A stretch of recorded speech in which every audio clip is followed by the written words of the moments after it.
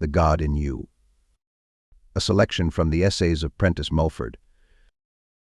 London, 1918. Introduction.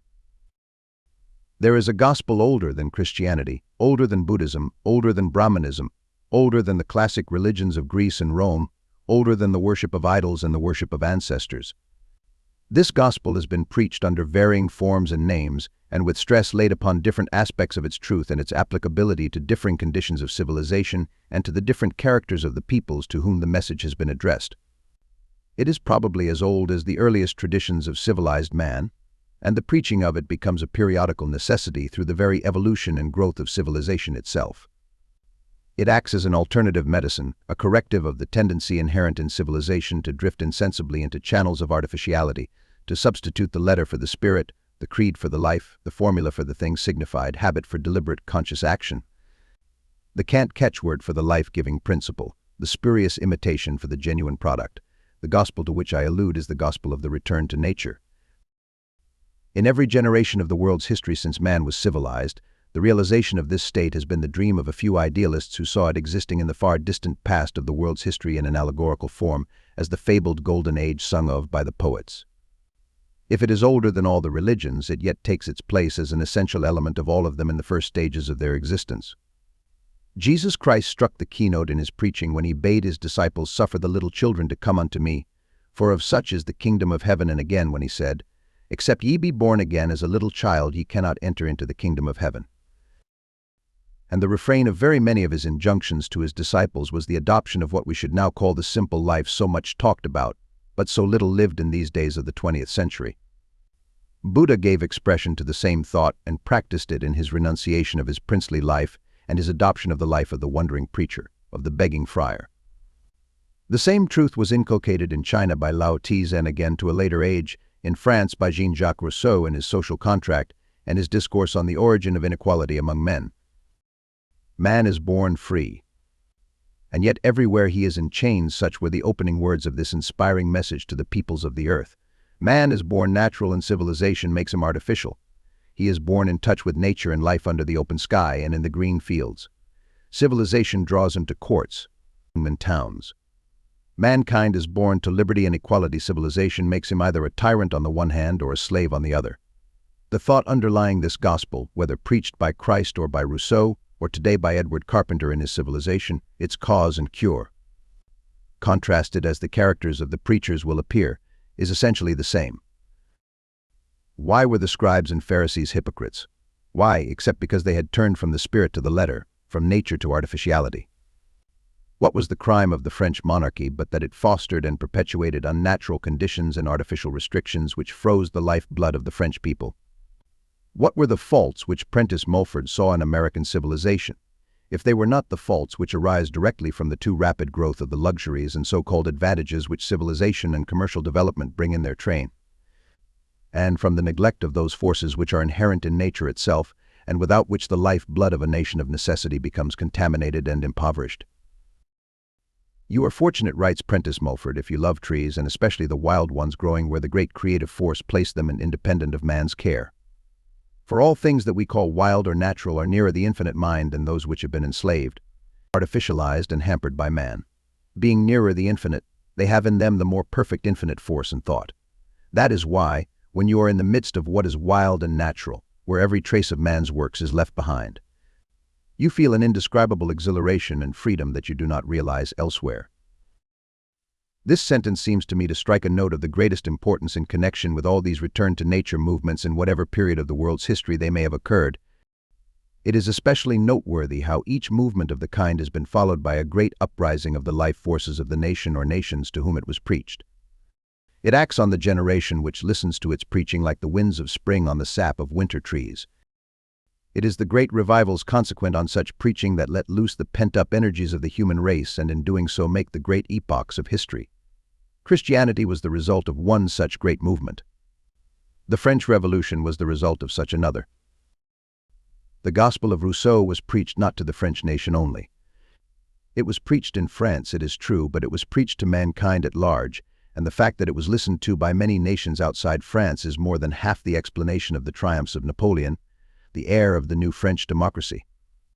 In the early days of his triumph, Napoleon came to the peoples of the other countries of Europe as much in the guise of a deliverer as of a conqueror. The soldiers that fought in the armies against him had heard the message of freedom and equality and were in no mood to contend with its conquering arm. The gospel, according to Jean-Jacques Rousseau, was this life-giving force.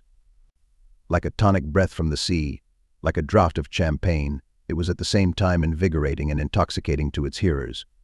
Prentice Mulford was right. The gospel of nature, wherever preached, has ever made man feel an indescribable exhilaration and freedom. Where Mulford differed from Rousseau was in seeing more clearly, more spiritually, what the return to nature really signified. That it signified the getting in touch once more with the infinite force in mind as expressed by all natural things. This spirit of nature, this force of the infinite mind was given out, he maintained, by every wild tree, bird, or animal. It was a literal element and force, going to man from tree and from living creature. If you loved nature, if you loved the trees, you would find them, declared Mulford, responsive to such love. You are fortunate, he says, when you grow to a live, tender, earnest love for the wild trees, animals, and birds, and recognize them all as coming from and built of the same mind and spirit as your own, and able also to give you something very valuable in return for the love which you give them. The wild tree is not irresponsive or regardless of a love like that. Such love is not a myth or mere sentiment. It is a literal element and force going from you to the tree. It is felt by the spirit of the tree. You represent a part and belonging of the infinite mind. The tree represents another part and belonging of the infinite mind. It has its share of life, thought, and intelligence. You have a far greater share, which is to be greater still, and then still greater. And again. As the Great Spirit has made all things, is not that all-pervading mind and wisdom in all things? If then we love the trees, the rocks, and all things, as the infinite made them, shall they not in response to our love give us each of their peculiar thought and wisdom? Shall we not draw nearer to God through a love for these expressions of God in the rocks and trees, birds and animals? Poets have told us the same story. Sir Walter Scott did so, for instance, in his beautiful lines in the Lay of the Last Minstrel. Call it not vain. They do not err, who say that, when the poet dies, mute nature mourns her worshipper and celebrates his obsequies, that say mute crag and cavern lone for the departed hard make moan, and rivers teach their rushing wave to murmur dirges o ear his grave. Wordsworth, too, understood the communion with nature, as is shown by many of his verses, and most of all by his lines on the vision of the daffodils. The sight of the daffodils dancing by the lake was to him like the midnight dance of fairies or elves on the greensward, instinct with conscious vitality, and the impulse of contagious motion. This picture of the daffodils' delight in their own life and beauty recalled itself automatically to the poet's mind and bade him join them in their fairy revels. No poet could have put the mood of communion with nature in lines of greater felicity. They are, indeed, well known, but to the lover of nature they will bear quoting again and again. The poet exclaims, I gazed and gazed, but little thought what joy the show to me had brought. For oft, when on my couch I lie in vacant or in pensive mood, they flash upon that inward eye which is the bliss of solitude, and then my heart with pleasure fills, and dances with the daffodils. Other poets have voiced the same sense of communion with nature in varying forms and degrees of intensity. A lesser-known one of the present day has claimed poetry as nature's mouthpiece, and condemned its neglect as a refusal to be brought into touch with nature's many voices by the most articulate means at its disposal. Take the following verses as an example. If thou disdain the sacred muse, beware lest nature, past recall, indignant at that crime, refuse thee entrance to her audience hall. Beware lest sea and sky and all that bears reflection of her face be blotted with a hueless pall of unillumined commonplace. Ah, desolate hour when that shall be! When dew and sunlight, rain and wind shall seem but trivial things to thee, unloved, unheeded, undivined. Nay, rather let that morning find thy molten soul exhaled and gone, than in a living death resigned so darkly still to labor on. We see that poets galore have voiced this sentiment, and have even expressed it like Sir Walter Scott in the form of a belief in the conscious life of nature. Poets live in a world of fancy and imagination. We do not take their statements too literally. It is different when we come to a man who writes essays which he would have us take as a guide in life, who, in his wildest flights, expects to be taken as intending to convey the full force of what he says, in however spiritual a sense. You cannot say of the lines of Scott what the great Earl of Chatham said in quite a different connection, that though poetry they are no fiction. You feel that Scott was by way of expressing a poetic mood, the literal truth of which he would never dream of substantiating over the dinner table. Prentice Mulford, on the other hand, preached this doctrine as an actual truth to be accepted and acted upon, to be made a basis upon which to erect a practical manual on the subject of how to live most intensely, of how, in short, to be most alive while living. Prentice Mulford, in preaching his gospel, echoed in other words the message proclaimed by the founder of Christianity. I have come that ye might have life, and that ye might have it more abundantly. To Mulford, every man is an unconscious psychometrist. The infection of good or evil is all-pervasive. Everything he tells us from a stone to a human being sends out to you as you look upon it a certain amount of force affecting you beneficially or injuriously according to the quality of life or animation which it possesses. Take any article of furniture, a chair or a bedstead, for instance. It contains not only the thought of those who first planned and molded it on its construction, but it is also permeated with the thought and varying moods of all who have sat on it or slept in it. So also are the walls and every article of furniture in any room permeated with the thought of those who have dwelt in it, and if it has been long lived in by people whose lives were narrow, whose occupation varied little from year to year, whose moods were dismal and cheerless, the walls and furniture will be saturated with this gloomy and sickly order of thought. If you are very sensitive, and stay in such a room but for a single day, you will feel in some way the depressing effect of such thought, unless you keep very positive to it. And to keep sufficiently positive for 24 hours at a time to resist it would be extremely difficult. If you are in any degree weak or ailing, you are then most negative or open to the nearest thought element about you, and will be affected by it. In addition to the wearying mental effect first mentioned of any object kept constantly before the eyes, it is injurious then to be sick, or even wearied, in a room where other people have been sick, or where they have died, because in thought element all the misery and depression, not only of the sick and dying but of such as gathered there and sympathized with the patient, will be still left in the room, and this is a powerful unseen agent for acting injuriously on the living. The above quotation is from an essay on spells, or the law of change, but our author develops the same idea to a fuller extent in another essay, that on positive and negative thought, in which he enlarges on the importance of being positive and not negative when surrounded by those who are emitting poisonous thought atmosphere, such as envy, jealousy, cynicism, or despondency. This, he tells us, is as real as a noxious gas and infinitely more dangerous. If you are then in a negative or receptive state, you are to all intents and purposes a sponge, absorbing evil influences, the full harm of which may not be realized till days afterwards. You must know, then, when to be in a positive and when in a negative frame of mind. As a rule, you must be positive when you have dealings with the world and negative when you retire within yourself. These conditions inevitably alternate one with another, and the exercise of much positive force will bring about a natural reaction after a certain time. Why, asks Prentice Mulford, did the Christ so often withdraw from the multitude?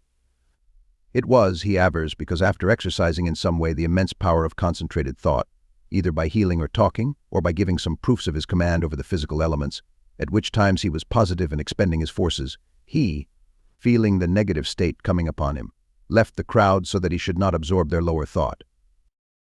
Prentice Mulford lays great stress on the reality, indeed, substantiality of thought. As a man thinketh, so is he. Your spirit, says Mulford, is a bundle of thought. What you think most of, that is your spirit. Thought, he says again, is a substance as much as air or any other unseen element of which chemistry makes us aware. Strong thought is the same as strong will. Every thought, spoken or unspoken, is a thing as real, though invisible, as water or metal. When you think, you work. Every thought represents an outlay of force. If a man thinks murder, he actually puts out an element of murder in the air. He sends from him a plan of murder as real as if drawn on paper. If the thought is absorbed by others, it inclines them towards violence, if not murder. If a person is ever thinking of sickness, he sends from him the element of sickness. If he thinks of health, strength, and cheerfulness, he sends from him constructions of thought helping others towards health and strength, as well as himself. In thought, every man should look forward and cast the past behind him. Nature buries its dead as quickly as possible and gets them out of sight. It is better, however, to say that nature changes what it has no further use for into other forms of life. The tree produces the new leaf with each return of spring. It will have nothing to do with its dead ones. It treasures up no withered rose leaves to bring back sad remembrance. Nothing in nature is at a standstill. A gigantic, incomprehensible wisdom moves all things forward towards greater and higher powers and possibilities. You are included in and are part of this force. If then, argues Mulford, you do not move forward with the rest of nature, you will inevitably sink, and rightly sink, into decrepitude and decay. Why are outworn creeds outworn? Simply because they have not changed with the changing thought of man, they have not evolved with the evolution of the race. They have remained behind on a lower plane while man has moved forward to a higher. If you cling to them, you cling to what will draw you back and draw you downward. It is the same in business. The business methods of one generation must be changed and modified in order to adapt the business to the conditions and demands of the uprising generation. The good old times may have been good in their way, though their goodness is generally exaggerated, but to attempt to revive their ways of thought for the use of later generations is like putting new wine into old bottles. Prentice Mulford had absorbed among his other ideas the Eastern doctrine of metempsychosis. The race had evolved, he held, from the lowest forms. It could, therefore, evolve indefinitely higher. Man, as at present constituted, was not its ultimate aim. The possibilities of human evolution were infinite. It is a grand mistake, he writes, that of supposing that any man or woman is the result of that one short life which we live here. We have all lived possibly in various forms as animal, bird, snake, insect, plant. Our starting point of matter in existence has been dragged on the sea's bottom, embedded in icebergs, and vomited out of volcanoes amid fire, smoke, and ashes. It has been tossed about on the ocean and has lain maybe for centuries and centuries embedded in the heart of some Pliocene mountain. We have crept up and up, now in one form, now in another, always gaining something more in intelligence, something more of force, by each change, until at last here we are, nor have we got far along yet. If man's power of developing is indefinite, it follows, thinks Mulford, that his power of prolonging life is also limitless, i.e., not merely prolonging life under other conditions outside the physical body, but even of prolonging life within the physical body itself.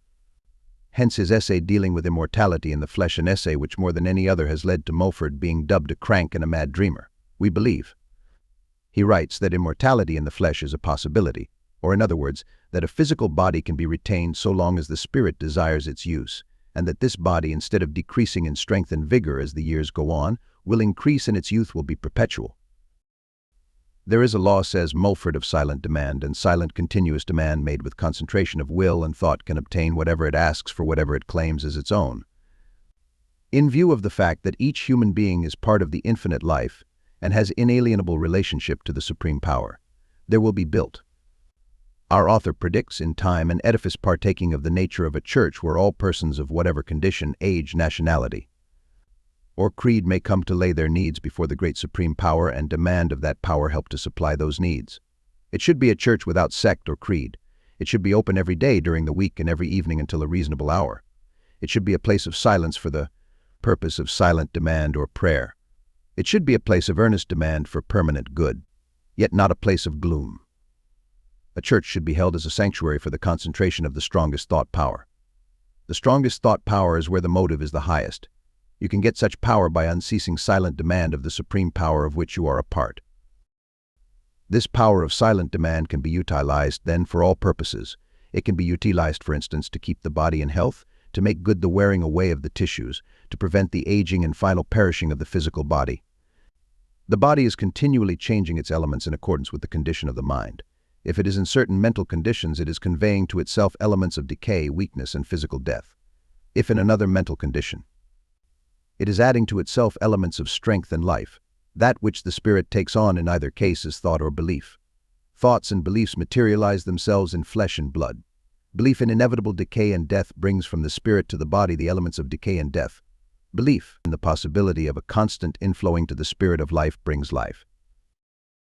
These ideas, as I have already suggested, seem fairly far-fetched, but it is a curious fact that science does not appear to reject them quite as decisively as one would have expected. Messrs. Carrington Meader, in their book on death, its causes and phenomena, which bears very directly on this interesting question, quote, the observation of a physician, Dr. William A. Hammond, there is no physiological reason why man should die, and also Dr. Monroe, in his statement that the human body as a machine is perfect. It is apparently intended to go on forever, and again they cite the observation of Dr. Thomas J. Allen, who states that the body is self-renewing and should not therefore wear out by constant disintegration. The point is not so much perhaps that natural death, as we call it, is unnatural, as that the reason why mankind die after a certain age has never been satisfactorily explained from a medical point of view. And the medical evidence points to the fact not so much that man might conceivably be immortal as that the process of decay might be indefinitely retarded. That, in short, man might live to a far greater age than he does at present. There is a great deal in Prentice Mulford which seems commonplace enough today. Men of the 20th century are familiar with his doctrines and his teachings. They have been put forward with a great air of originality by many of his followers, and they have been repeated in various forms and with varying degrees of exaggeration. I doubt, however, if they have ever been put forward so freshly and so forcibly as they were by the pioneer of what we now call the New Thought movement, Prentice Mulford.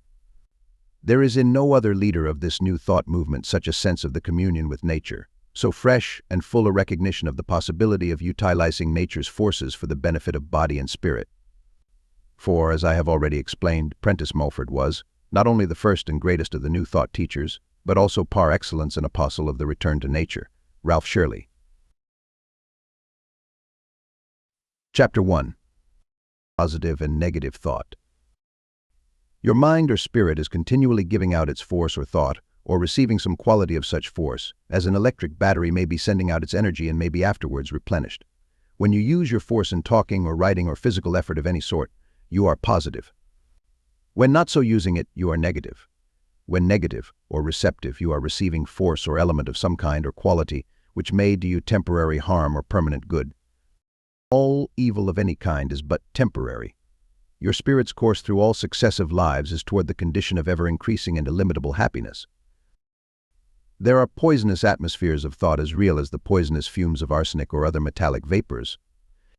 You may, if negative in a single hour, by sitting in a room with persons whose minds are full of envy, jealousy, cynicism, or despondency, absorb from them a literally poisonous element of thought, full of disease.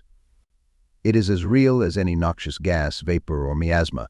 It is infinitely more dangerous, so subtle is its working, for the full injury may not be realized till days afterwards, and is then attributed to some other cause. It is of the greatest importance where you are, or by what element of thought, emanating from other minds, you are surrounded when in the negative or receiving state. You are then as a sponge, unconsciously absorbing element, which may do great temporary harm or great permanent good to both mind and body.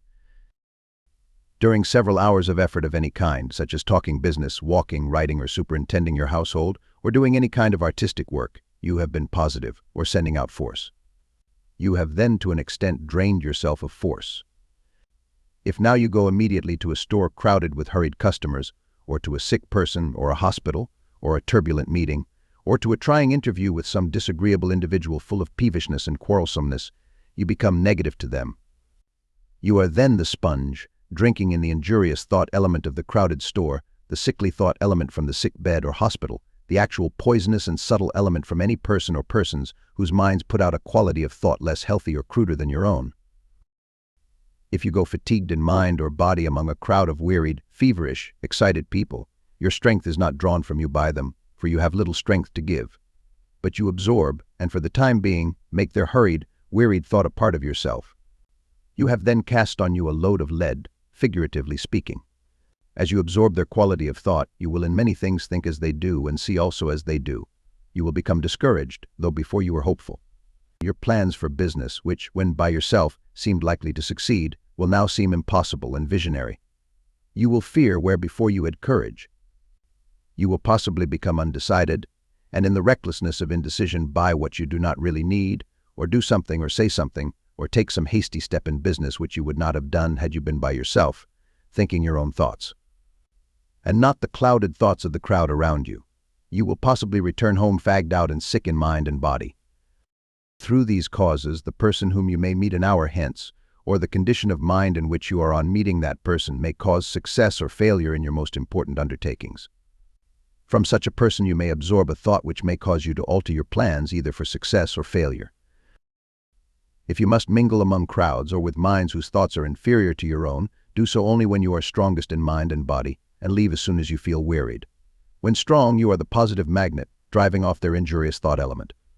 When weak, you become the negative magnet, attracting their thought to you, and such thought is freighted with physical and mental disease. Positive men are drivers and pushers, and succeed best in the world.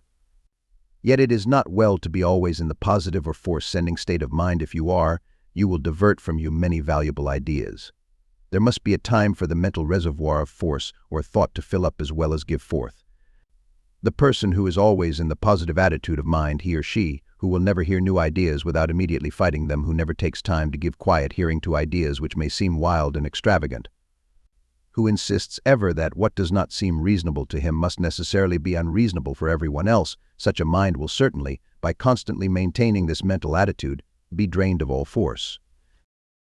On the other hand, the persons who are always negative or always in the receiving state, those who never know their own minds, for 2 hours at a time, who are swayed unconsciously by everyone with whom they talk, who allow themselves, when they go with a plan or a purpose, to be discouraged by a sneer, by a single word of opposition, are as the reservoir ever filling up with mud and trash, which at last stops the pipe for distributing water. In other words, they have their force-sending capacity almost destroyed, and are unsuccessful in everything which they undertake.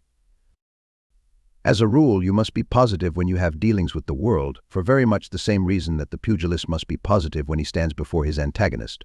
You must be negative when you retire from the ring from active participation in business. You will tire yourself out by constantly confronting opponents, even in thought, in any sort of contest. Why did the Christ of Judea so often withdraw from the multitude? It was because, after exercising in some way his immense power of concentrated thought, either by healing or talking, or by giving some proofs of his command over the physical elements, at which times he was positive and expended his force, he, feeling the negative state coming upon him, left the crowd so that he should not absorb their lower thought. Had he done so, his force would have been dissipated by carrying such thought, that is, by getting in sympathy with it, feeling it and thinking it, just as you may have done when a person, full of troubles, comes to you and spends an hour telling those troubles to you, literally pouring into you his load of anxious thought. You sympathize, you are sorry, you desire strongly to help, and when he leaves, your thought follows him. In such case, your own force is used up by the feeling of sympathy or sorrow, while it might otherwise have been applied to something far more beneficial and profitable in result both to yourself and him.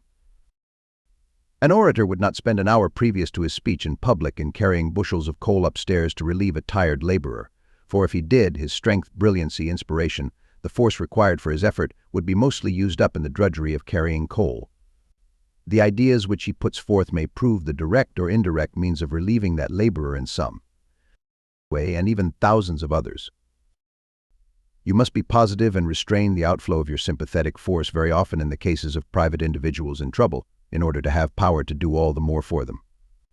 In politics and professions, the men who live longest and who exercise most influence are those who are least accessible to the masses, for if they are constantly mingling with all manner of people, and so absorbing varied atmospheres, much of their power is wasted in carrying it.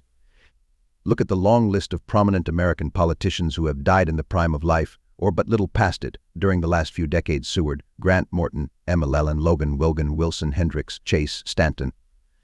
Not keeping themselves positive, ignorant exposure to all manner of inferior thought atmospheres when negative has been a most important factor in these premature deaths.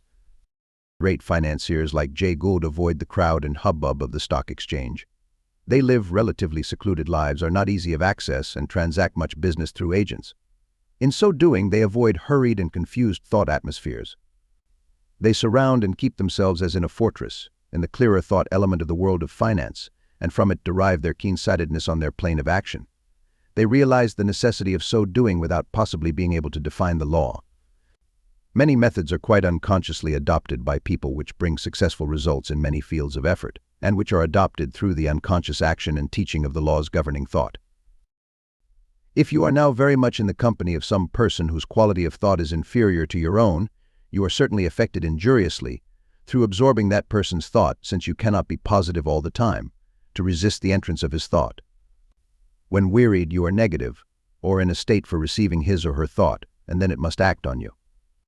As so it acts on you, unconsciously you may do many things, in conformity with his or her order of thought, which you would have done differently and possibly better had you not been exposed to it and absorbed it. If so you absorb the element of fear or indecision from anyone, will you act in business with your own natural confidence, courage, energy, and determination? It matters not what is the relation to you of those whose temporary or permanent association may thus do you harm, whether that of parent, brother, sister, wife, or friend, if their mental growth is less than yours, and if therefore they cannot see as you see. You are very likely to be injured in mind, pocket, and health through their constant association. For such reason, Paul the Apostle advised people not to be unequally yoked together in marriage. Why?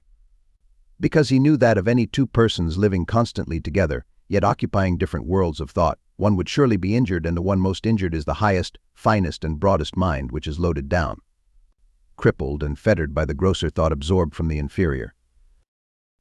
If you are in active business sympathy or relation with any person who is nervous, excited, irritable, destitute of any capacity for repose, always worried about something and on the rush from morning till night, though you are separated by hundreds of miles, you will, when in the receiving state, have that person's mind acting injuriously on yours, and you will have thereby sent to you much of his or her cruder thought element, which, agitating and disturbing your mind, will, in time, work unpleasant results to the body. Your only means of avoiding this is to cease such relation and common sympathy and effort with them as soon as possible, to put them out of your mind, to fix and interest yourself in some other diversion or occupation whenever your thought goes out to them. For every time that you so think, you send out your actual life and vitality in their direction, and thus doing you may transmit a current of life and force which will give them relative success in many undertakings, a success that you may lack, for you are transferring your capital stock of force, while you should use it for yourself. The cruder minds can only appropriate a part of this. The rest is wasted. They may be kept alive by it and prosper, and in return send you only element which brings on you disease, lack of energy and barrenness of idea. Proper association is one of the greatest of agencies for realizing success, health, and happiness. Association here means something far beyond the physical proximity of bodies. You are literally nearest the person or persons of whom you think most, though they are 10,000 miles distant. If you have been long in association with a person, so absorbing thought element inferior to your own, you cannot, if you sever the connection, immediately free yourself from the inferior thought current flowing from him to you, though thousands of miles may intervene. Distance amounts to little in the unseen world of thought. If such a person is much in your thought, his mind still acts on yours, sending you grosser and injurious element. You must learn to forget him if you wish to escape injury. That must be a gradual process. In so forgetting, you cut the invisible wires binding you together, through which there have been sent elements injurious to you. Does this sound cold, cruel, and hard? But where is the benefit of two persons being so tied together in thought or remembrance, if one or both are injured? If one is injured, so also must be the other in time. But the superior mind receives more immediate injury, and many a person fails to attain the position where he or she should stand, through this cause.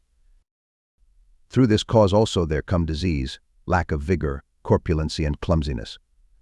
The cruder element so sent you by another and absorbed by you can materialize itself in physical substance and make itself seen and felt on your body in the shape of unhealthy and excessive fat, swollen limbs, or any other outward sign of disease and decay.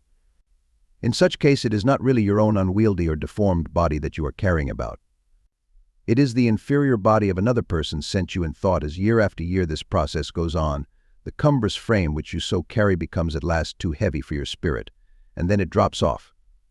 You are dead in the estimation of your acquaintances, but you are not really dead. You have simply tumbled down under a load which you could no longer bear.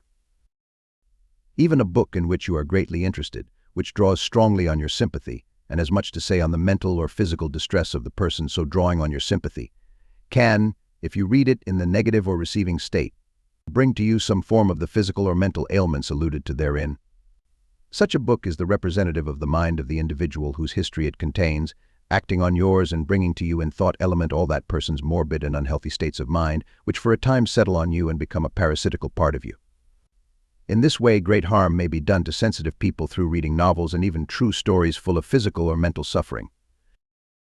If a character to which you are strongly attracted is described as being confined for years in a dungeon, suffering physical and mental pain from such confinement, and in the pages of that book, if you follow such life and become absorbed in it, you do actually live therein. You will, if so reading such history day after day, and getting thoroughly absorbed or merged in it, find your vitality or your digestion affected in some way. The law operates, though you may never dream that the cold which you have taken more easily, through lack of vitality, the headache or weakness of digestion, is owing to a mental condition brought on you temporarily through living in the thought of that book while in the receiving state of mind. These are unhealthy books, and so are plays which work strongly on people's emotions in the dramatic representation of scenes of horror, distress, and death.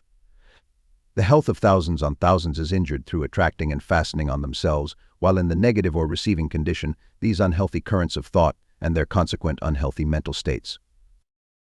While eating, one should always be in the receptive condition, for then you are gathering material element to nourish the body, and if you eat in a calm, composed, cheerful frame of mind, you are receiving a similar character of thought. To eat and growl, to argue violently or intensely with others, to eat and still think business and plan business, is to be positive, when of all times you should then be negative. It is like working with your body while you eat. You send, while so arguing or grumbling, that force from you which is needed for digestion. It matters little whether you grumble or argue in speech or in thought. There is also injurious result to you when any person at the table is for any reason, any offensive habit, any peculiarity of manner or mood unpleasant to you, and you are thereby obliged to endure instead of enjoying his company, for all endurance means the putting out of positive thought. In other words, working in mind to drive off the annoyance. Especially the dinner in the latter part of the day should be the day's climax of happiness, a union of minds in perfect accord with each other, the conversation light, bright, lively and humorous, the palates appreciative of artistic cookery, and the eye also regaled with the appointments of the table and the dining room. In such a condition, and in such receptive state, you absorb a spiritual strength, coming from the thought of all about you as they will absorb yours. But if you eat in a social dungeon, in the barrack of a restaurant, where only material food is given, in an unhappy family full of petty jealousies and complainings, in a boarding house manger, you may exhaust yourself in resisting or enduring annoyances, thereby lessening the power of digestion and assimilation of your food, and you absorb also more or less of the discontent or moodiness of those about you, and so carry away a load worse than useless, a load which is the real cause of an imperfect digestion, of consequent physical weakness and mental unrest or irritability.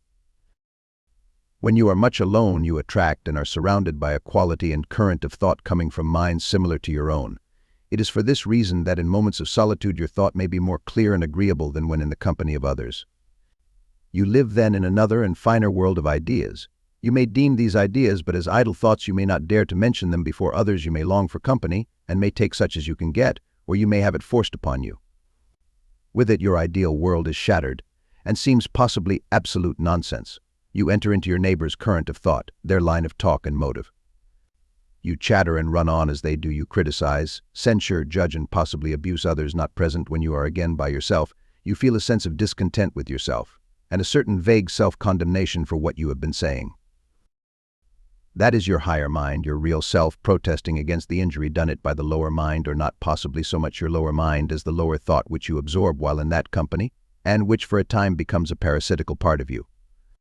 As the ivy vine may fasten itself to the oak, from the root to the topmost branch, drawing its nourishment in part from the oak, giving it poison in return, and at last so covering it up that the tree is concealed and is eventually killed thereby. In a similar manner are refined minds often buried, concealed, and prevented their true expression by the lower and parasitical thought, which, unconscious of the evil it can do them, they enter among, associate with, and allow to fasten upon them. They are not themselves, and perhaps from their earliest physical life never have been themselves. So far as outward expression goes, they are as oaks buried and concealed by the poisonous ivy. But you may say, I cannot live alone and without association. True, it is not desirable or profitable that you should. It is not good for man or woman to live alone. It is most desirable, profitable, and necessary that you should be fed by the strong, healthy, vigorous, cheerful thought element coming from minds whose aspiration, ideal, and motives are like your own. When you cut off association or the flow even of your thought from those who are injurious to you, you prevent not only the intrusion of their evil quality of thought, but you open the door for the better. You will then by degrees attract, in physical form, those who can give you at once more entertainment and more help. Your highest thought is an unseen force or link, ever connecting you with higher minds akin to your own. These cannot act on you to any extent so long as you continue association or are linked in thought with the lower. Such link or association bars the door to the higher. How much real comfort, strength, cheer, or entertainment do you get from your daily associates? Are they live company? Who does the entertaining, you or they, who must ever keep up the conversation when it flags? Are you never bored by their prosiness, by all which you have heard over and over again? And if, when on hearing and rehearsing it, you do not express discontent in your speech, do you not in your secret thought? How much of the association that you seek, or that seeks you, is really more endured than enjoyed, and is, in fact, only taken up with because of the lack of better? You will never tire of your true and most profitable associates who, having opened themselves to the higher, are ever drawing a new idea, and with this a new life which they will give to you as you give them in return. These are the wells of water springing up unto everlasting life. These are the savors of life unto life, and not of death unto death, as our minds to each other who, month after month and year after year, only think in a rut, talk in a rut, and act in a rut. These are the dead who should be left to bury their dead. True life is a state of continuous variety. It involves, through opening the mind in the right direction, and keeping it so open, an endless association with other and like minds, giving ever to each other, and receiving unfailing supply of strength, vigor, and the elements of eternal youth. The fountain of youth and endless youth is a spiritual reality, as are many other things which are deemed idle vagaries, and have been erroneously sought on the physical stratum of life. The fountain of endless youth, youth of body as well as mind, lies in the attainment of that mental attitude or condition which is instantly positive to all evil, cruder and lower thought, but negative or receptive to higher and constructive thought, full of courage, devoid of all fear. Deeming nothing impossible, hating no individual, disliking only error, full of love for all, but expanding its sympathy wisely and carefully. Chapter 2. Some practical mental recipes. None of us can expect to believe and live up to new laws, principles, or methods of life all at once, though convinced of their truth. There is an unyielding, stubborn part of us which is hostile to them. That part is our material mind or mind of the body. There is a supreme power and ruling force which pervades and rules the boundless universe. You are a part of this power. You as a part have the faculty of bringing to you by constant silent desire, prayer, or demand more and more of the qualities, belongings, and characteristics of this power. Every thought of yours is a real thing, a force. Say this over to yourself twice. Every thought of yours is literally building for you something for the future of good or ill. What, then, is your mind dwelling on now in any matter? The dark or the bright side? Is it toward others ugly or kind? This is precisely the same as asking, what kind of life and results are you making for yourself in the future? If now you are obliged to live in a tenement house, or sit at a very inferior table, or live among the coarse and vulgar, do not say to yourself that you must always so live in mind or imagination in the better house. Sit in imagination at better served tables and among superior people. When you cultivate this state of mind, your forces are carrying you to the better. Be rich in spirit, in mind, in imagination, and you will in time be rich in material things. It is the mood of mind you are most in, whether that be groveling or aspiring, that is actually making physical conditions of life in advance for you. The same law applies to the building up of the body in imagination. Live in a strong, agile body, though yours is now a weak one. Do not put any limits to your future possibilities. Do not say, I must stop here, I must always rank below this or that great man or woman, my body must weaken, decay, and perish, because in the past so many people's bodies have weakened and perished. Do not say, my powers and talents are only of the common order and those of an ordinary person. I shall live and die as millions have done before me. When you think this, as many do unconsciously, you imprison yourself in an untruth. You bring then to yourself the evil and painful results of an untruth. You bar and fetter your aspiration to grow to powers and possibilities beyond the world's present knowledge. You cut from you the higher truth and possibility. You have latent in you some power, some capacity, some shade of talent different from that ever before possessed by any human being. No two minds are precisely alike, for the infinite force creates infinite variety in its every expression, whether such expression be a sunset or a mind. Demand at times to be permanently freed from all fear. Every second of such thought does its little to free you forever from the slavery of fear. The infinite mind knows no fear, and it is your eternal heritage to grow nearer and nearer to the infinite mind. We absorb the thought of those with whom we are most in sympathy and association. We graft their mind on our own if their mind is inferior to ours and not on the same plane of thought. We, in such absorption, take in and cultivate an inferior and injurious mental graft. If you will keep company with people who are reckless and unaspiring, who have no aim or purpose in life, who have no faith in themselves or anything else, you place yourself in the thought current of failure. Your tendency then will be to failure because from such people, your closest associates, you will absorb their thought. If you absorb it, you will think it, you will get into the same mood of mind as theirs. If you think as they do, you will in many things find yourself acting as they do, no matter how great your mental gifts. Your mind surely absorbs the kind of thought it is most with. If you are with the successful, you absorb thought which brings success. The unsuccessful are ever sending from them thoughts of lack of order, lack of system, lack of method, or recklessness and discouraged thought. Your mind, if much with theirs, will certainly absorb these thoughts exactly as a sponge does water. It is better for your art or business that you have no intimate company at all than the company of reckless, careless, slipshod, and slovenly minds. When in your mind you cut yourself off from the unlucky and thriftless, your body will not long remain so near theirs. You get then into another force or current. It will carry you into the lives of more successful people. When you don't know what to do in any matter of business, In anything, wait, do nothing about it, dismiss it as much as you can from your mind. Your purpose will be as strong as ever you are, then receiving and accumulating force to put on that purpose.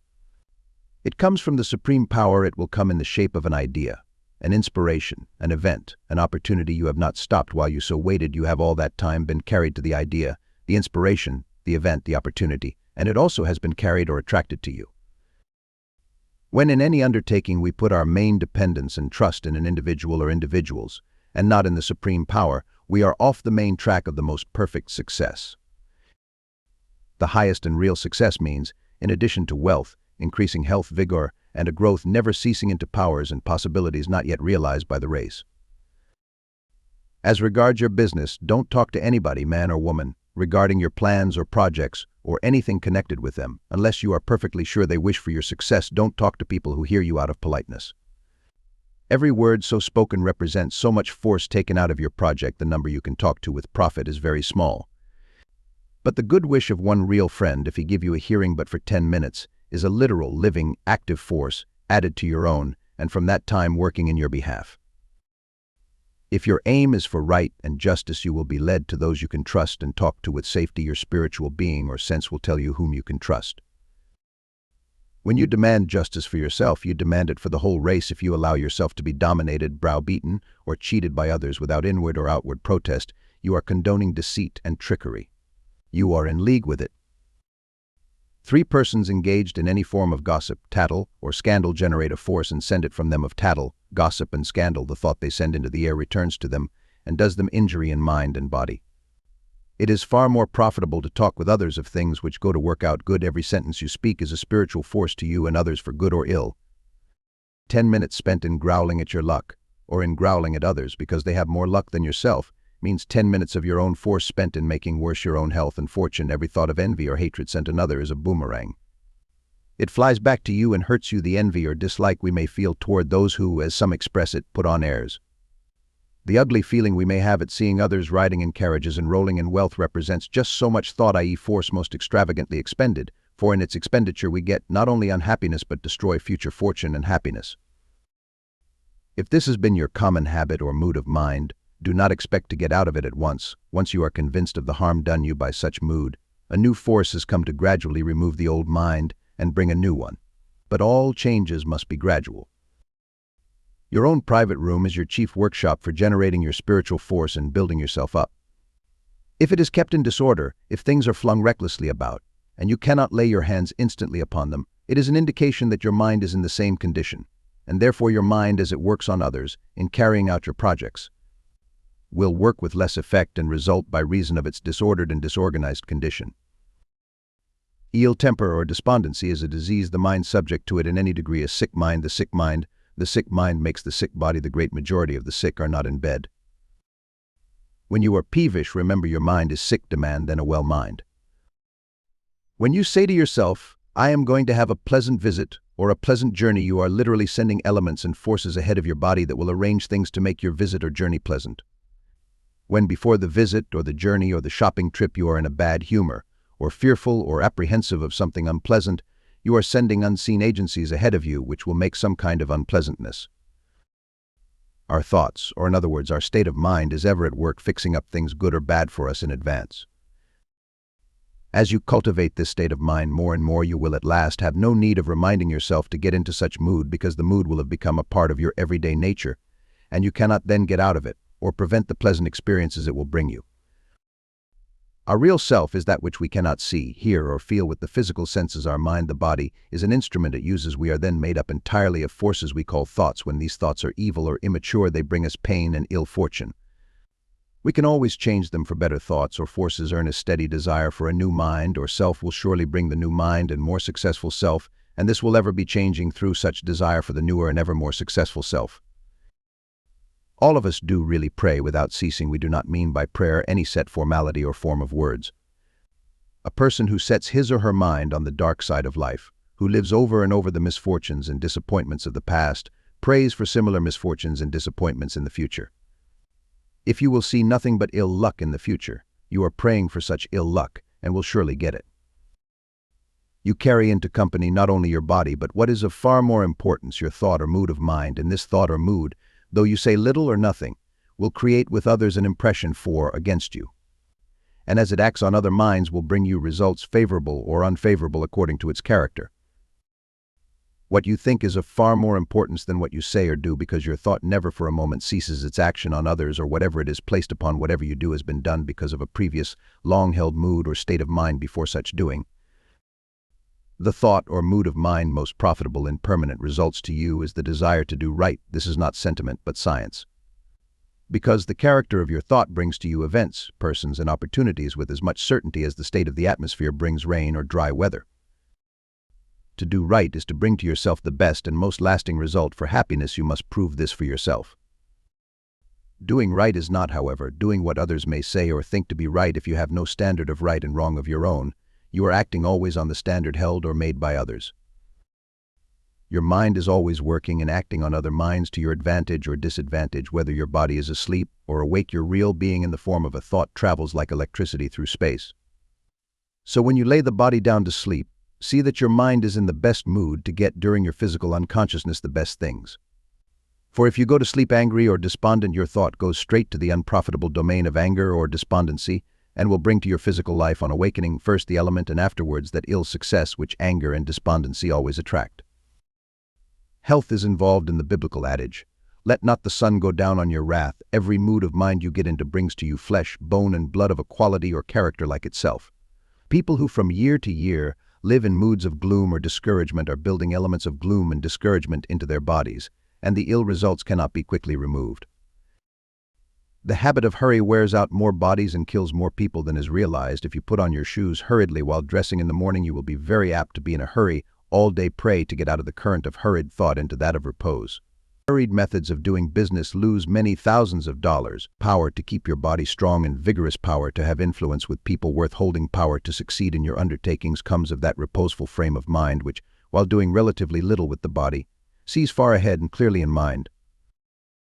So when in the morning, be you man or woman, you look at what is to be done and begin to feel yourself overwhelmed and hurried by the household cares, the writing, the shopping, the people to be seen, the many things to be done, sit right down for 30 seconds and say, "I will not be mobbed and driven in mind by these duties. I will now proceed to do one thing alone, and let the rest take care of themselves until it is done." The chances are then that the one thing will be done well.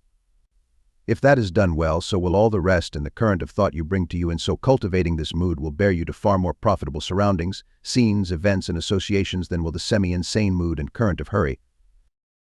All of us believe in many untruths today. It is an unconscious belief. The error is not brought before our minds. Still we go on acting and living in accordance with our unconscious error, and the suffering we may experience comes from that wrong belief.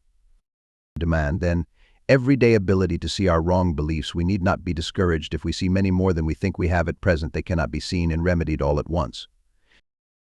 Don't take a tired feeling or one of languor in the daytime for a symptom of sickness. It is only your mind asking for rest from some old rut of occupation.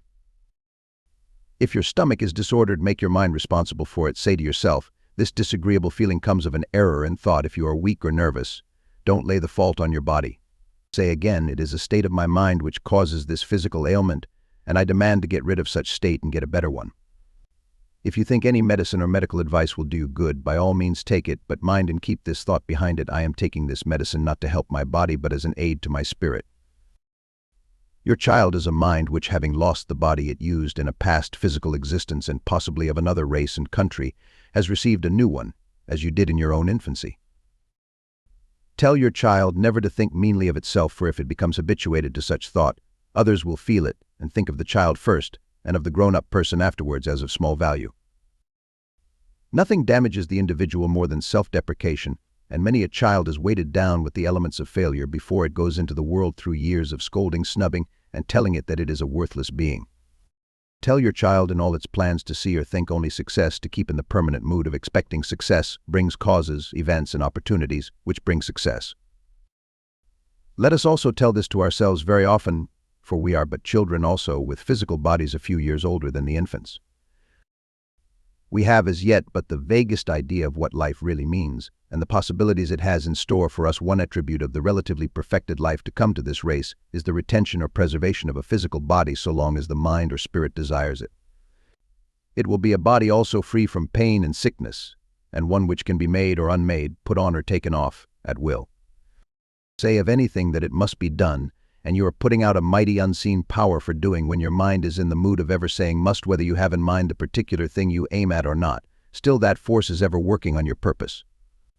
But we need to be careful as to what that force of must is. Put on must without asking for wisdom as to where it shall be placed may bring you terrible results. Always in your individual aims and purposes defer to the higher power and infinite wisdom. The thing you may most desire might prove a curse. Be always, then, in the mood of saying, there is a power which knows what will bring me the most permanent happiness better than I do. If my desire is not good, let it not come, for in its place I shall have something better. If you send your thought in sympathy to everyone who calls for it, you may have very little left to help yourself. It is necessary to have great care in the choice of those on whom we put our love and thought. One may help build us up, another tear us down. We need to ask for wisdom that we may know whom to receive in close association. As you are a part of God or the supreme power, and a peculiar part, you can always estimate yourself as the very best of such peculiar part. No one else can approach or equal or excel you, as you represent and put out your own peculiar powers, gifts, or shades of mind and character. You will in time command the world of your own mind, and while others may compel your admiration, you will do yourself a great injury if you worship them or abase yourself or grovel before them even in mind. Idolatry is the blind worship of anything or any body save the infinite force from which alone you draw life, power, and inspiration. The thought of a woman coming to you, or a man in sympathy or love with ideas, aims, and aspirations equal to or above yours, may prove to you a source of strength of muscle, health of body, and clearness of mind. His or her thought so flowing to you is a real element. If a man or woman inferior to you mentally is your companion or much in your thought, your mind will be much less clear and your health will eventually suffer. Be you man or woman, your life cannot be complete, and you cannot build yourself rapidly into higher and higher powers until you meet and recognize spiritually your eternal complement or completement in the other sex.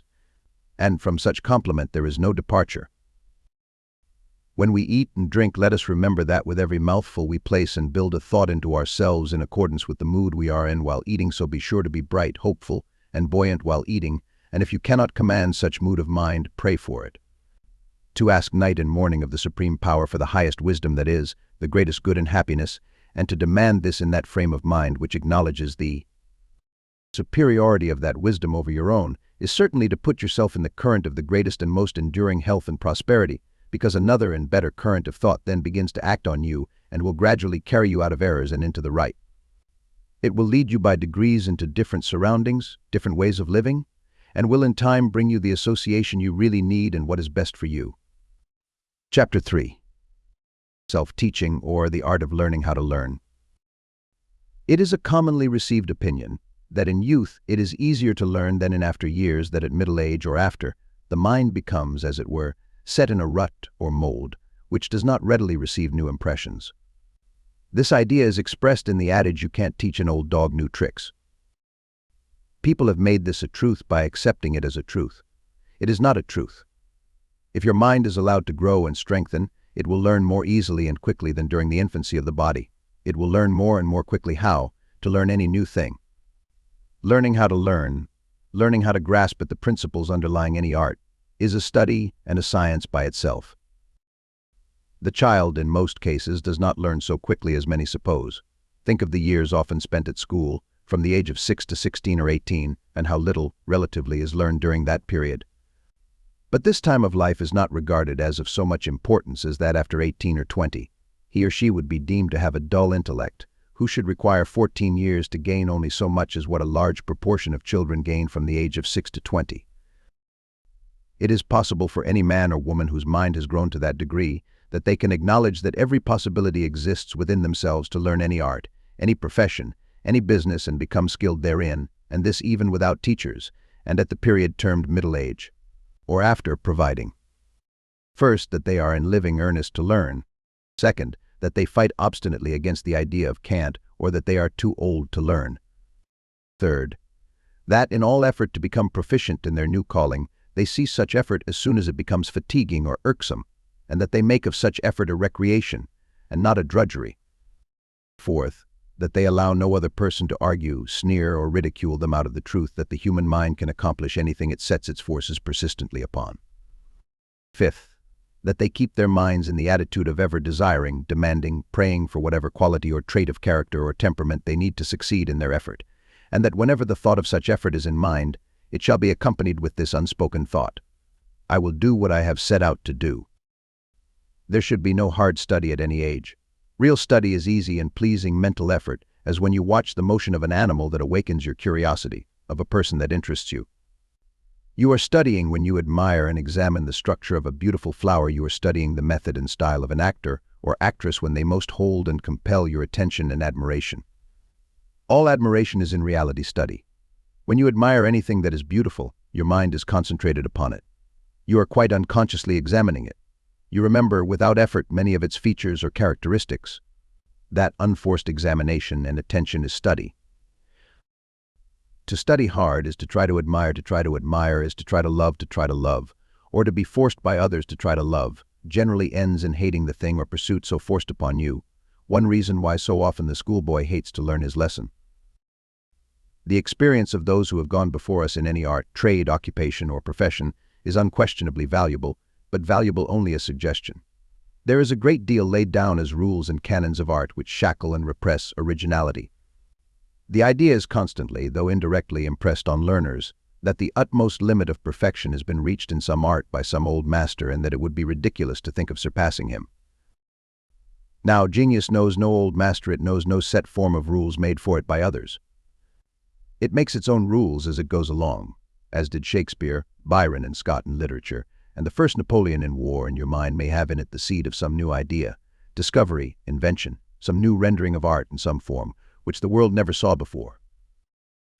Any man or woman who loves to look at trees and flowers, lakes and rivulets, waves, waterfalls, and clouds, has within him or her the faculty for imitating them in the effects of light, shade, and color, has, in brief, a taste for painting.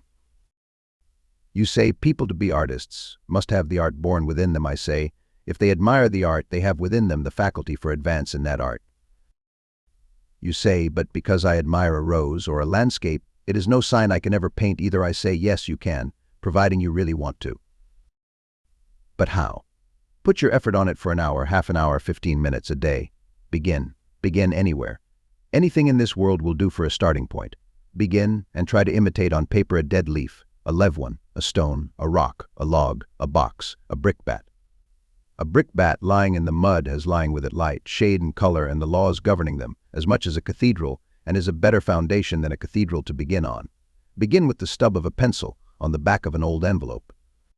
Every minute of such work after beginning is so much practice gained. Every minute before such beginning, providing you intend to begin, and do not, is so much practice lost, as regards that particular art. Mind, however, you make of such practice a recreation, just as boys do in ball throwing and catching, or as the billiard player does who takes up the cue for half an hour, matched only against himself, or as the horseman does who exercises the horse for practice before the race. When the work becomes irksome, when you get out of patience because your brickbat won't come out on the paper like the original, drop it, wait for your patience reservoir to fill up, and take for your next copy a log, a tree trunk, or anything else. You say that you should go to a teacher of this or that art so that you can become properly grounded in its principles, and that, by such teacher's aid, you shall avoid blundering and stumbling along, making little or no progress. Take up any trade, any handicraft, any art, all by yourself, and grope along in it by yourself for a few weeks, and at the end of that time you will have many well-defined and intelligent questions to ask about it of someone more experienced in it than yourself, the teacher. That is the time to go to the teacher. The teacher should come in when an interest in the art or study is awakened.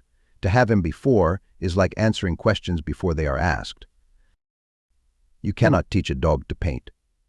The intelligence using the dog's organization has not grown to an appreciation of such imitation of natural objects. But you can teach him to draw a cart, to point to game in the cover, to swim out to the waterfowl you have shot, and bring it to you. Why? Because the dog has these instincts or desires born in him. The trainer, his teacher, brings them out.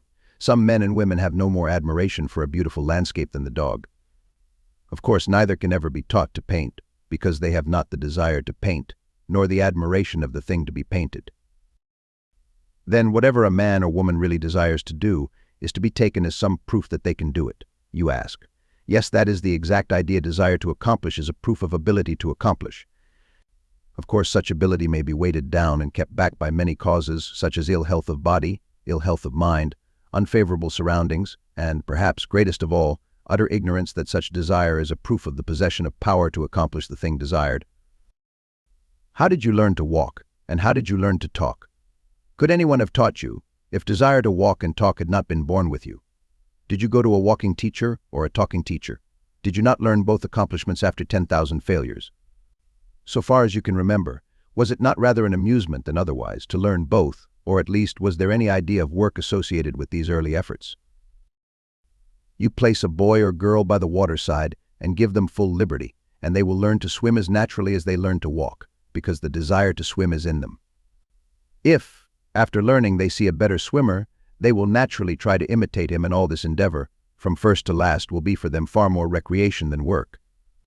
The better swimmer who comes along represents the teacher, and the boy and girl who can already swim fairly well and are anxious to swim better represent pupils who are in a condition to be taught. Think for a moment how much it was necessary to teach your body in training it to walk. First, to balance yourself upright on 2 feet without falling.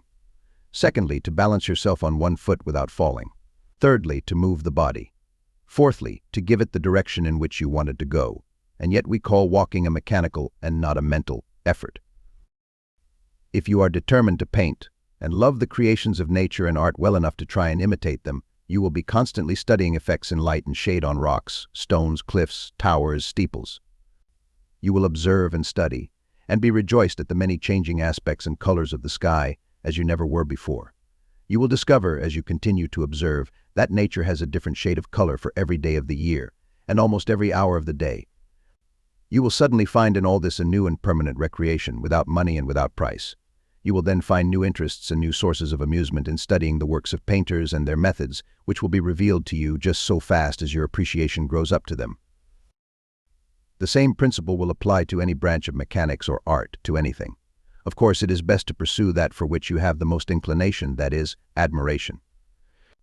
If you are in any occupation that does not suit you, and you want to engage in some art that does suit you, if you have 15 minutes in the day to spare, begin on that art. If it is painting, paint a brickbat in some idle moment as well as you can, and only as a means of amusement. If it is carving, you have always the means for practice, if you have a jackknife and a bit of wood. If it be music, a banjo or guitar with but a single string will give you means for practice. For you must commence in the simplest way, even as you crept before you walked. There must be imperfect effort before there can be relatively perfect result. Because when you do so begin, you begin to practice with one instrument far more ingenious and complicated than any you can buy for use in your art, namely your mind. If we begin in this way, we begin something else. We begin drawing toward us ways, means, helps, and agencies unseen but powerful to help us. We are not to expect success in an hour, a day, a month, a year. But if we persist, a relative success is coming all the while. The effort of this month is better than that of last. There may come periods of weariness and discouragement, periods when, as we look back, we seem to have made no advance, periods, in fact, when we seem to have gone back, when we seem to be doing worse than at the start, periods when we lose all interest in the work. It makes us sick to look at it, even to think of taking it up again, and a certain sense of guilt at our neglect intensifies the sickness. That is a mistake. If, in our music, our painting, our profession, our business, be it what it may, we strive for some certain result, and fail, time after time and week after week, to effect it, yet we are still advancing towards it. We may not see such advance. That is because the advance is not in the direction we think it should be. There may be a screw loose in a part of our mental being that we have taken no note of, which keeps us back. That screw, in very many cases, lies in the state of mind in which we take up our work or pursuit. We may be too anxious or impatient. We take up the pen, the brush, or the tool, in a hurried frame of mind. We want to do too many things at once, or we endeavor to crowd the doing of several things in too short a limit of time. Or we are unable to dismiss all thought, save what bears on the effort now in hand. All such moods are destructive to the best effort. They take much of our force from that effort. A common result is that we can do nothing to suit us. We throw down our work in disgust. We may not take it up again for weeks. We do take it up at last, perhaps, in a listless, indifferent frame of mind. We do not then set our hearts on doing anything perfect, or making it come up to our ideal in a moment, and that is the very time when we produce some new effect, when we hit the idea we have aimed at, when we are surprised at the apparently accidental development of a new power within us. There is a great mystery in this, a mystery we may never solve, the mystery that whatever purpose this power within us we call mind sets itself upon, fixes itself upon persistently, that purpose it is accomplishing, that purpose it is carrying out, that purpose it is ever drawing nearer to itself. Not only when we work for it with the body and the intellect, we are also growing ever towards it when it seems for the time forgotten, or when we are asleep. That persistent purpose, that strong desire, that never-ceasing longing is a seed in the mind. It is rooted there.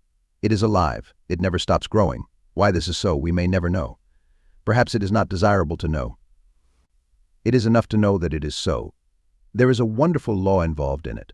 This law, when known, followed out, and trusted, leads every individual to mighty and beautiful results.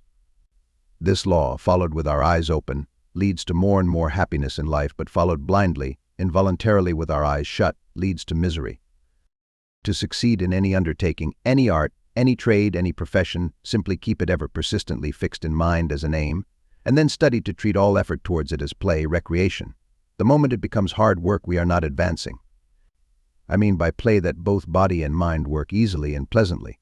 It matters not what a man or woman is doing, whether digging sand or scrubbing floors. When the mind is interested in that work and the muscles are full of strength, such work is play and is more apt to be well done.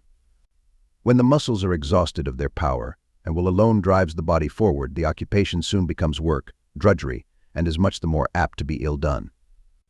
I begin low down in illustration, as low as sand, mud, brickbats, but the principle is the same, be the worker a hod carrier or a Michelangelo. The science of learning to learn, then, involves largely that of making recreation of all effort. This is not as easy as it may seem. It involves a continual prayer for patience, patience, patience, patience to play, you ask.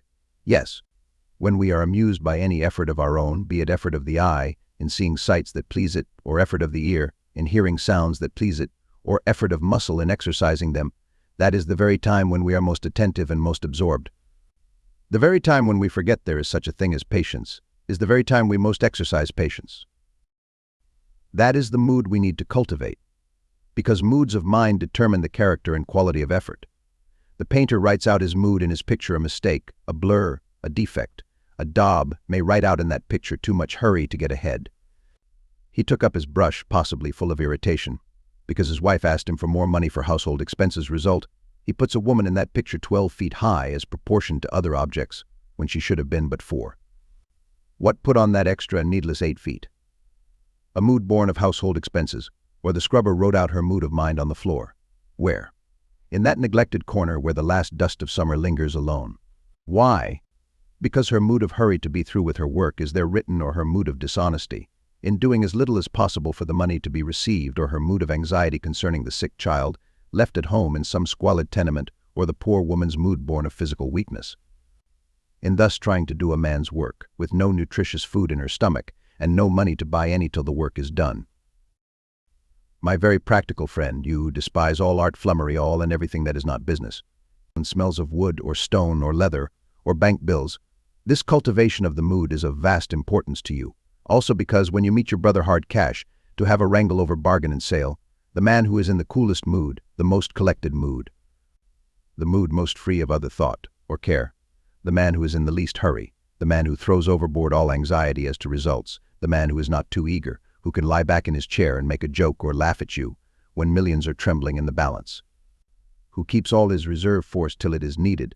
That is the man who can play the best hand in your game and make the best bargain. That is the man who gains his end by some knowledge of spiritual law, and spiritual law can be used for all purposes, and purposes relatively low as well as high, and in some things the wicked, so-called of today, are better informed in certain phases of spiritual law than those who call themselves good. How shall we get ourselves, then, into the most desirable mood for doing our best?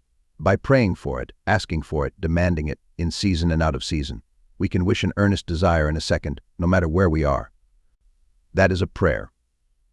It is a thought that goes out and does its work in bringing us another atom of the quality desired. That atom is never lost. It adds itself to and adds its strength to all the other atoms of the same quality so gained. So you call this simple? Is the method too easy? Remember, we are indeed fearfully and wonderfully made, and when Solomon wrote this, he had an inkling of the existence of powers wrapped up in human bodies that startled him, and would us, did we more fully realize them. Possibly this question may be asked: what is the use of cultivating or encouraging others to cultivate any form of art, when for thousands the struggle is so hard today for bread, or in other words, What is the use of educating people to wants and desires they cannot satisfy? Or what bearing and benefit has art cultivation in righting the great wrongs of the hour? It is of the greatest possible benefit. Art appreciation, art cultivation, refines human nature. Refinement demands finer surroundings, finer food, finer houses, cleaner clothes, cleaner skin. But you can't make people clean, neat, tasteful by telling them they ought to be so. They must have brought out of them some calling, some occupation, some work which will implant ever-increasing desire for more of the elegancies of life. Much of what is called the oppression of the strong over the weak, the rich over the poor, comes because so many of the poor do not aspire above a pig pen under the window, a mud puddle in the backyard, and a front garden growing tomato cans, dead cats, and old hoop skirts. Much of the money today given in charity to the poor is really poured from one rich man's pocket into that of another, and relieves only a temporary distress. You roll half a ton of coal this winter into the poor man's cellar. His family are warmed for the hour. The profits go into the safe of the coal corporation. Its heat warms human beings with little ambition above animals. You encourage that man's boy or girl to paint ever so roughly with the cheapest of watercolors, to mold forms in clay, to have any faculty awakened which shall show them what a beautiful world they really live in. And soon with this there may come a growing distaste for the mud puddle in the backyard and the display of hoop skirts and tomato cans in the front. Show these children that they have within them more or less of this mighty and mysterious element mind, and that through its exercise they can become almost anything to which they aspire, and that the more of the infinite spirit they call to themselves, the more will they have to strengthen. Beautify, enrich, invigorate, and electrify their souls and bodies, and you have then started them on the road of doing for themselves by the powers in themselves. They are then on a road leading away from both charitable soup kitchens and gin shops. If they cultivate the love of grace and beauty in any direction, they cultivate also an ability for expressing such grace and beauty. If they follow the law of persistent demand for improvement in such grace or beauty, whether it be by the exercise of pen or tongue, of painting or sculpture, or self-command or polish of manner, or the art of actor, elocutionist, musician or worker on stone, worker in metal, cultivator of plant, tree, flower, they will at last do something a little better than anyone else can do, in their peculiar way, and through their self-taught, peculiar method, and when they can do this, the world will gladly come to them and bring them its dollars and cents for what they can please it with. None of us know what is in us till we try to bring it out. A man or woman may go their whole life with some wonderful power, some remarkable talent which would benefit and please mankind, feeling it ever from time to time, struggling for expression in a desire to use it, in a longing to express it, yet having it ever forced back by that fatal thought, I can't. It's no use. It's ridiculous, the idea of my aspiring to such a thing. We are treasure boxes, holding wondrous powers. We brought these treasures with us into the world from an immeasurably far-off past, a past we may not compute, a past the spirit, born into being, the tiniest atom, the faintest movement, drawing to itself ever, age after age, through unconscious exercise of desire or demand. More and more of power, more and more of complex organization, more and more of variety of talent, more and more of the marvelous power coming through combination and recombination of element, until at last the man is born, the woman is born, blind at first. Blind as millions now are regarding the wealth within them, blind to faith and belief in themselves, until the veil is pulled from their eyes, and then they shall soon spring up into gods, destined to a career of eternal life, eternal growth, and eternal and illimitable happiness. Chapter 4. Love thyself.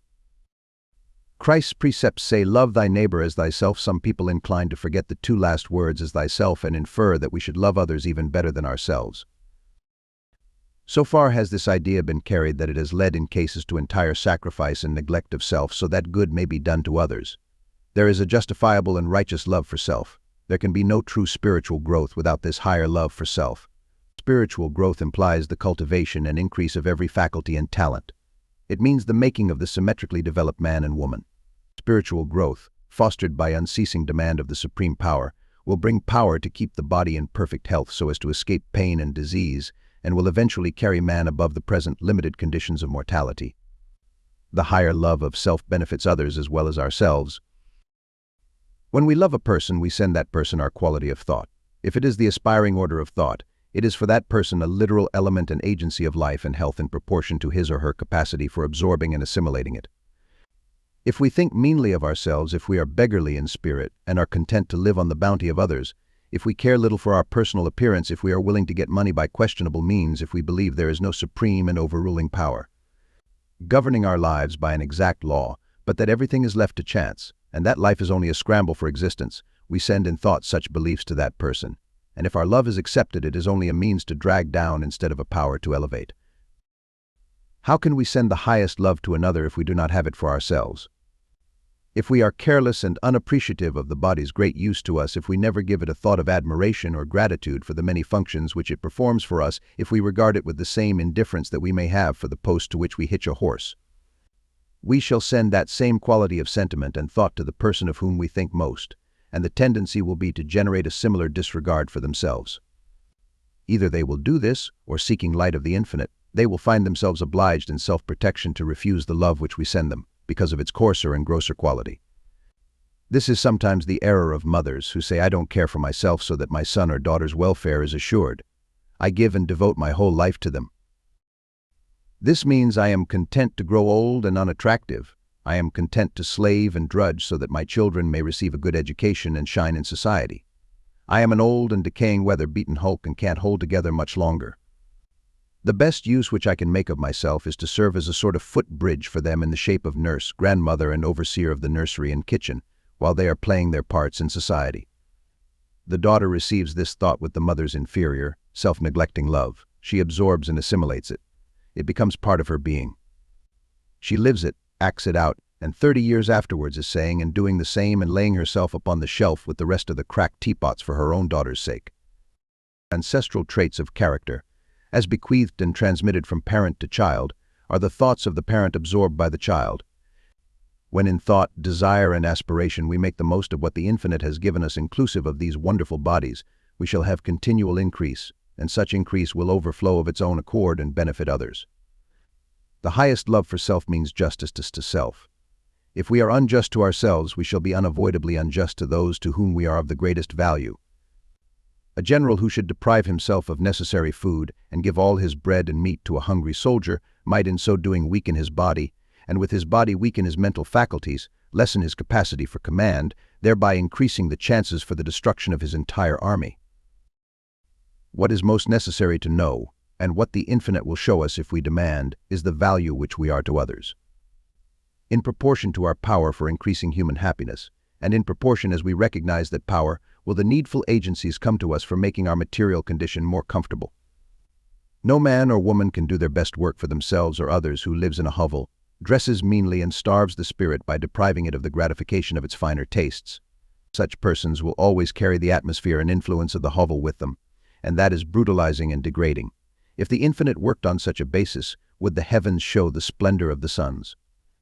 Would the fields reflect that glory in the myriad hues of leaf and flower and plumage of bird and hue of rainbow? What in many cases prevents the exercise of this higher love and justice to self is the thought, what will others say?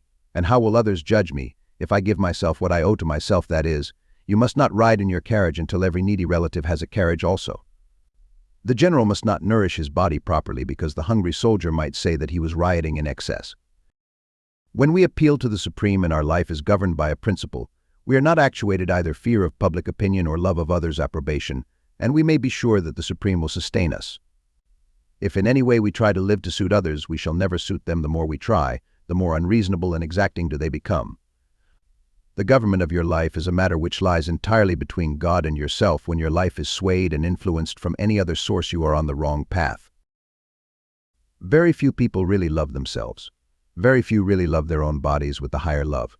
That higher love puts ever-increasing life in the body and ever-increasing capacity to enjoy life. Some place all their love on the apparel which they place on their bodies, some on the food they put in their bodies, some on the use or pleasure they can get from their bodies. That is not real love for self, which gluts the body with food or keeps it continually under the influence of stimulants. It is not a real love for self which indulges to excess in any pleasure to be obtained from the body.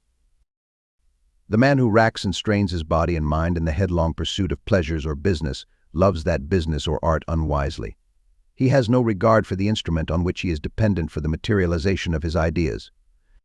This is like the mechanic who should allow a costly tool, by which he is enabled to do rare and elaborate work, to rust or be otherwise injured through neglect. That is not the highest love for self which puts on its best and cleanest apparel when it goes out to visit or promenade and wears ragged or soiled clothes indoors. That is love of the opinion or approbation of others. Such a person only dresses physically. There is a spiritual dressing of the body when the mind in which apparel is put on is felt by others. Whoever has it in any degree will show it in a certain style of carrying his clothes which no tailor can give. The miser does not love himself. He loves money better than self. To live with a half-starved body, to deny self of every luxury, to get along with the poorest and cheapest things, to deprive self of amusement and recreation in order to lay up money, is surely no love for the whole self. The miser's love is all in his money bags, and his body soon shows how little love is put in it. Love is an element as literal as air or water. It has many grades of quality with different people. Like gold, it may be mixed with grosser element. The highest and purest love comes to him or her who is most in communion and oneness with the infinite mind, is ever demanding of the infinite mind more and more of its wisdom. The regard and thought of such persons is of great value to anyone on whom it is directed. And such persons will, through that wisdom, be wisely economical of their sympathy for others and put a great deal of this higher love into themselves in order to make the most of themselves. Some people infer from their religious teachings that the body and its functions are inherently vile and depraved, that they are a clog and an encumbrance to any higher and more divine life, that they are corruptible food for worms destined to return to dust and molder in the earth. It has been held that the body should be mortified, that the flesh should be crucified and starved and subjected to rigorous penance and pains for its evil tendencies. Even youth, with its freshness, beauty, vigor, and vivacity, has been held as almost a sin, or as a condition especially prone to sin. When a person in any way mortifies and crucifies the body, either by starving it, dressing meanly, or living in bare and gloomy surroundings, he generates and literally puts in the body the thought of hatred for itself. Hatred of others or of self is a slow thought poison. A hated body can never be symmetrical or healthy. The body is not to be refined and purged of the lower and animal tendencies, being made responsible and continually blamed these sins by being counted as a clod and an encumbrance, which it is fortunate at last to shake off. Religion, so-called, has in the past made a scapegoat of the body, accused it of every sin, and in so doing and thinking, has filled it with sin. As one result, the professors of such religion have suffered pain and sickness. Their bodies have decayed, and death has often been preceded by long and painful illness. By their fruits ye shall know them. The fruits of such a faith and condition of mind prove error therein. There is a mind of the body, a carnal or material mind, a mind belonging to the instrument used by the spirit. It is a mind or thought lower or crude than that of the spirit. But this mind of the body need not, as has been held, be ever at war with the higher mind of the spirit. It can, through demand of the infinite, be made in time to act in perfect accord with the spirit. The supreme power can and will send us a supreme love for the body. That love we need to have. Not to love one's body is not to love one expression of the infinite mind. We are not inferring that you ought to have more than reasonable love for your body, or that you ought in any respect to do or act differently from your deeds, acts, and thoughts as they are at present. Regarding others, ought is a word and idea with which we have nothing to do. There is no reason in saying to a blind man you ought to see. There is no more reason in saying to anyone you ought not to have this or that defect of character. Whatever our mental condition may be at present, that we must act out.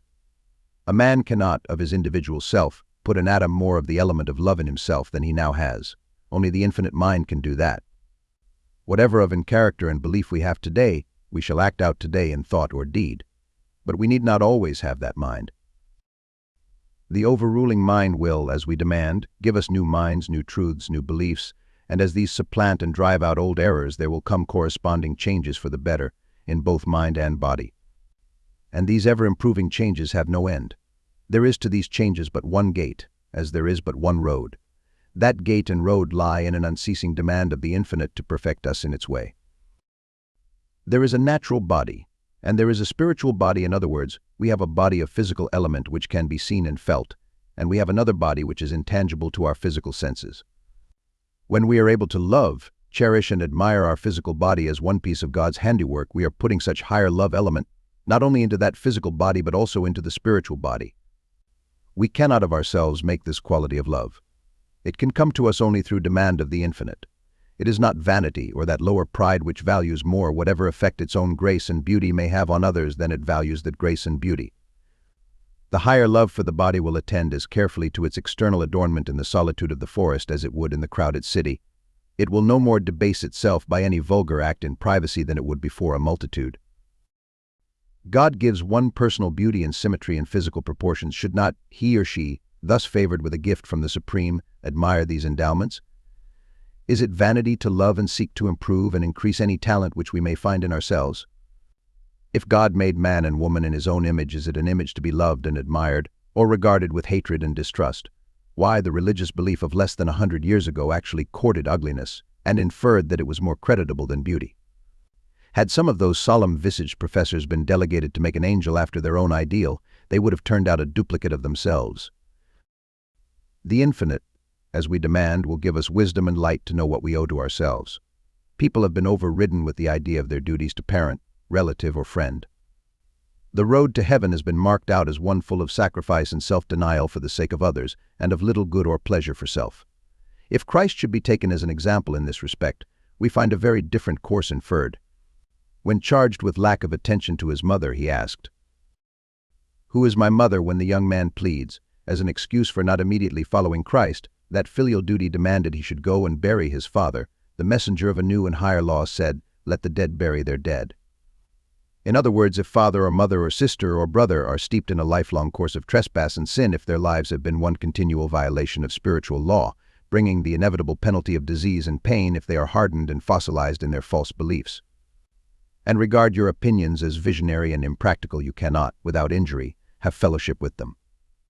If you pretend for the sake of peace to agree with them, you are living a lie, and when you act or live a lie, you materialize it and put it in your body, where it is a breeder of pain and unrest. If others cannot see the law of life as clearly as you, and in their blindness go stumbling on and filling themselves with decay and disease, it is not in the line of the highest justice that you should be called on to nurse them every time that they are sick, to absorb their sick and unhealthy thought, to give them your life and vitality. For this you do when you think much of anyone, and to be dragged down with them. You are not responsible for their blindness, nor can you open their eyes and make them see what is proven to you to be truth. Only the infinite can do that. You do those who are in this lower and material current of thought no real good in ministering to them physically or spiritually. You may, having the stronger mind, bolster them up for a time, and, throwing your mind in theirs, you may give them your strength, but you cannot do this always, and when your influence is removed, as some time it must be, they will fall back to their old condition. What then have you accomplished? You have taken so much force out of yourself that you owed to yourself. You have taught them to depend on you, and not on what everyone must learn, to depend on the supreme power. Let the dead, then, who are still above ground, bury their dead. Give them a thought and wish for their highest welfare whenever you do think of them, but leave them in God's care. When you put the higher love into yourself, when you reserve your forces to raise yourself higher in the scale of being, when it is your aim and unceasing silent prayer to be raised out of the current of the lower and material thought into that spiritual condition beyond the reach of physical disease, when you aspire to have every sense and faculty refined and strengthened beyond the present lot of mortals, when you begin to realize, through the proofs coming to you, that these are possibilities, then you are a real benefit to everyone. You are then proving a law. You are showing that there is a road out of the ills which afflict humanity, and when others, seeing these things evidenced in your own life, ask how you obtain them, you can reply, "I have grown, and am ever growing, into a higher and happier condition of mind and body through knowledge of a law. And that law is as much for you to live by as for me." You may be able to say, "I believe in the existence of the great overruling power which will show me ever the happier way of life as I demand wisdom of that power. I had little faith in the existence of that power at first, but I was prompted to pray or demand ability to see its reality. Now my faith in its reality is growing firmer. To throw our whole being, care, and thought into the welfare of others, no matter who they may be, without first asking of the Supreme if it be the wisest thing to do, is a sin, for it is an endeavor to use the forces given us by that power as we think best. The result is damage to self and a great lessening of ability to do real good to others. Between the Supreme Mind and ourselves there should exist a love which is at once a love of ourselves and a love of that mind. We must love what we draw from it, since what we draw and make part of self is drawn from God and is a part of God. Every thought which we give to the Supreme Wisdom enriches us and directs us in the lasting path of happiness. Every thought which we give to others who are not actuated by the higher wisdom is unwisely bestowed. That wisdom will direct our thought, love, and sympathy to those on whom it can be bestowed without injury. To have our thoughts ever flowing spontaneously toward the infinite mind is to be one with God and a wise lover of self, as we feel ourselves more and more parts of God manifest in the flesh. If we give sympathy and aid, material or moral, to others as they call for it, and without reservation or judgment, people will take all that we have to give and come open-mouthed for more. They will keep this up until we are exhausted. No outsider will put a limit to your giving. You must do that yourself. What is called generous impulse is sometimes another name for extravagance and injustice to somebody. Those who fling money to servitors and overpay largely for trifling services often owe that money to others, or they may owe it to themselves. In the really spiritual domain of being, we find this injustice perpetrated on a still larger scale. Sympathetic natures sometimes give their whole lives to others. Giving thus their life and force to others becomes a fixed habit. They grow unable to restrain or control their sympathy. It overflows at everybody's call. They deprive themselves of things really needed and take up with the poorest in order to satisfy a mania for the squandering of time, force, effort, and thought on others. A widely spread idea prevails that we can never give too much or do too much for others. It argues that salvation is more readily attained by such reckless expenditure of self than in any other way. No matter how barren it makes our lives, no matter of how much we deprive ourselves, it is to be made up to us tenfold in time. We deem this a great mistake. We believe there is a divine economy which orders that when we give even our thought, we must give only as much as will really benefit others. Reckless prodigality throws dollars to children when cents would do them as much good. Reckless prodigality of sympathy force often gives 10 times more to a person than that person can appropriate. What people cannot appropriate is lost for them, and when you have sent it once out, you cannot recall it. Undoubtedly to some, the idea of giving so much love to self will seem very cold, hard, and unmerciful. Still, this matter may be seen in a different light when we find that looking out for number one, as directed by the infinite, is really looking out for number two, and is indeed the only way to permanently benefit number two. The gifts conferred by the supreme power are perfect gifts, and a perfect gift once received by us goes out and benefits many others. So soon as one person on this planet receives the perfect gift of immortality in the flesh, involving perfect health and freedom from all pain and disease, that gift will be contagious, for health is catching as well as disease. The cornerstone of all symmetrical growth and constant increase of mental and physical power is the reservation and care of our thought forces. This wisdom can only come as we demand it of the supreme power. I am often asked, how do you know what you assert? Or have you proved these assertions to yourself? I know what I assert to be true, because I have seen its beneficial results as regards health and condition in life made evident. Other proofs are constantly coming. But what is clear to me is really no permanently convincing demonstration to any other person. That kind of proof you can only get from yourself and by the exercise and growth of your share of power given you by the infinite. In the physical world, we can safely accept the statement of a navigator who asserts his discovery of a new island. The island looks the same to every physical eye, but on the spiritual side of life, spiritual things do not appear the same to all eyes. There are, so to speak, spiritual islands and spiritual realities which one person can see and another cannot see. You will see and get proof of these in proportion as you grow, and very possibly when you tell these things to others, they will call you a visionary or will ascribe the material proof of such growth to some material cause. In the spiritual life, every person is his or her own discoverer, and you need not be grieved if your discoveries are not believed in by others. It is not your business to argue and prove them to others. It is your business to push on, finding more and increase of your own individual happiness. Christ said to those of his time, though one rose from the dead, you would not believe him. In this respect, the world has not much changed since Christ used a material body on earth. Chapter 5.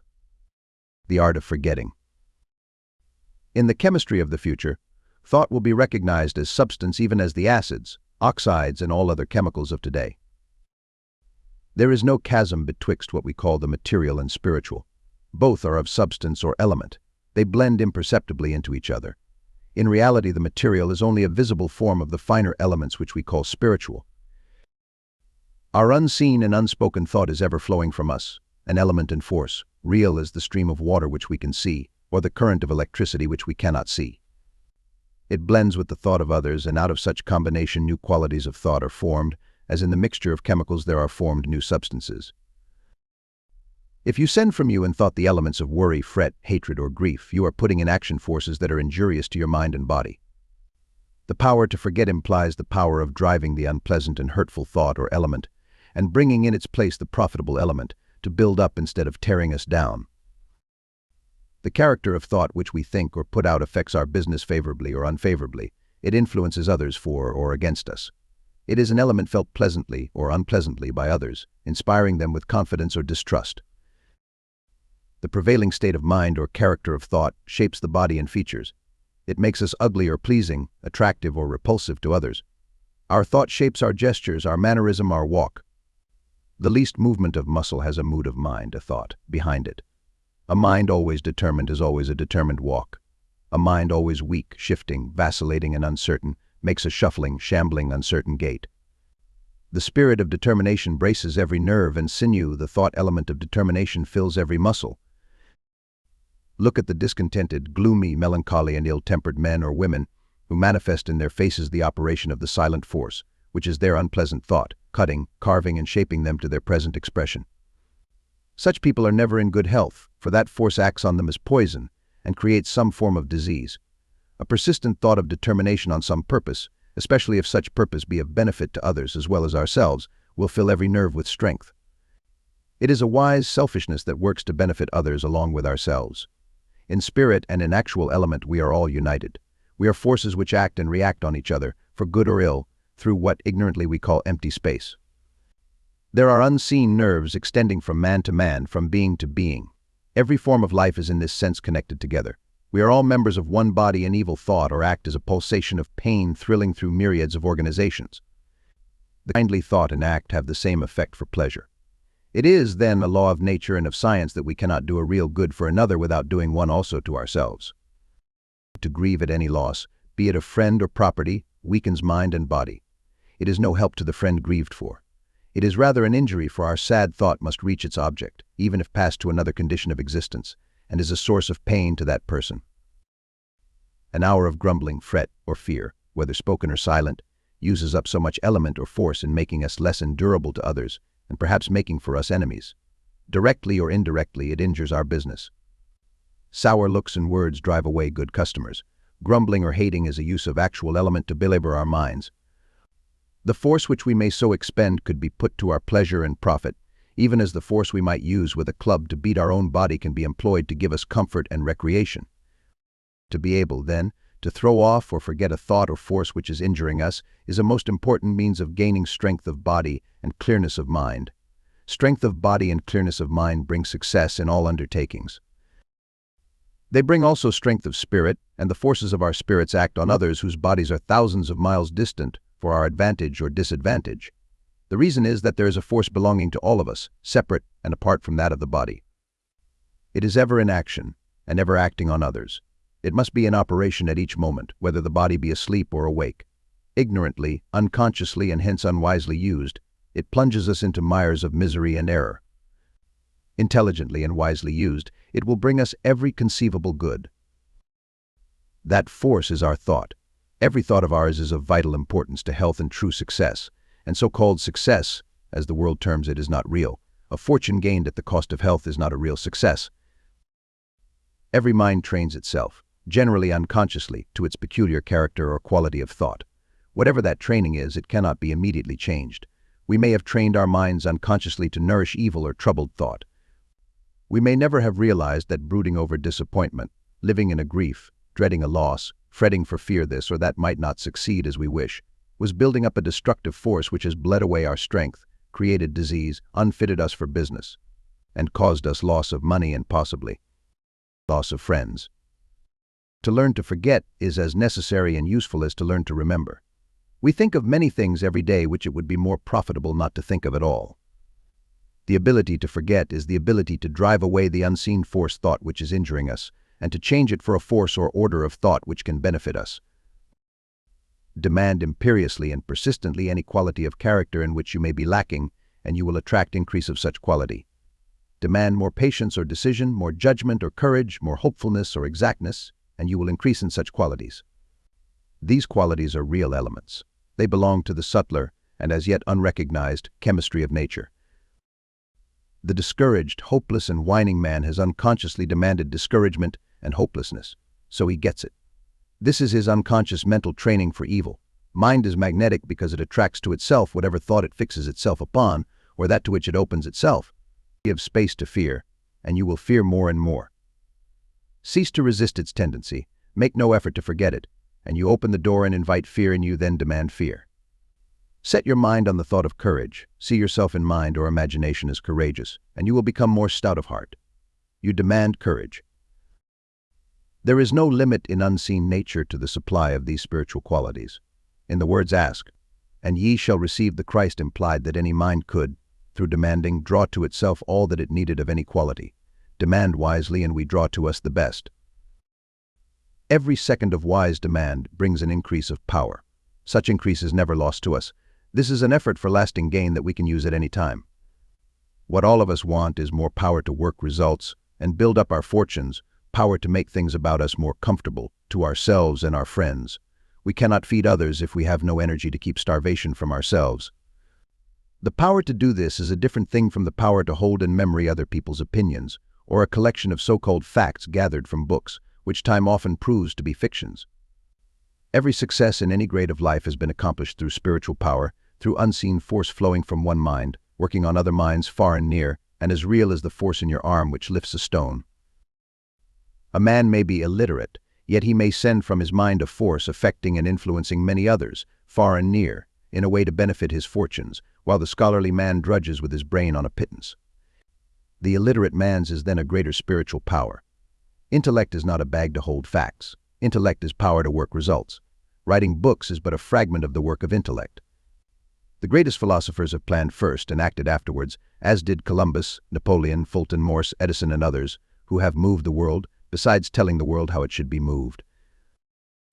Your plan, purpose, or design, whether relating to a business or an invention, is a real construction of unseen thought element. Such thought structure is also a magnet. It commences to draw aiding forces to it so soon as made. Persist in holding to your plan or purpose, and these forces come nearer and nearer, they become stronger and stronger, and will bring more and more favorable results. Abandon your purpose, and you stop the further approach of these forces, destroying also so much of unseen attracting power as you have already built up. Success in any business depends on the application of this law. Persistent resolve on any purpose is a real attractive force or element, drawing constantly more and more aids for carrying out that resolve. When your body is in the state called sleep, these forces, your thoughts, are still active. They are then working on other minds. If your last thought before sleep is that of worry, of anxiety, of hatred for anyone, it will work for you only ill results.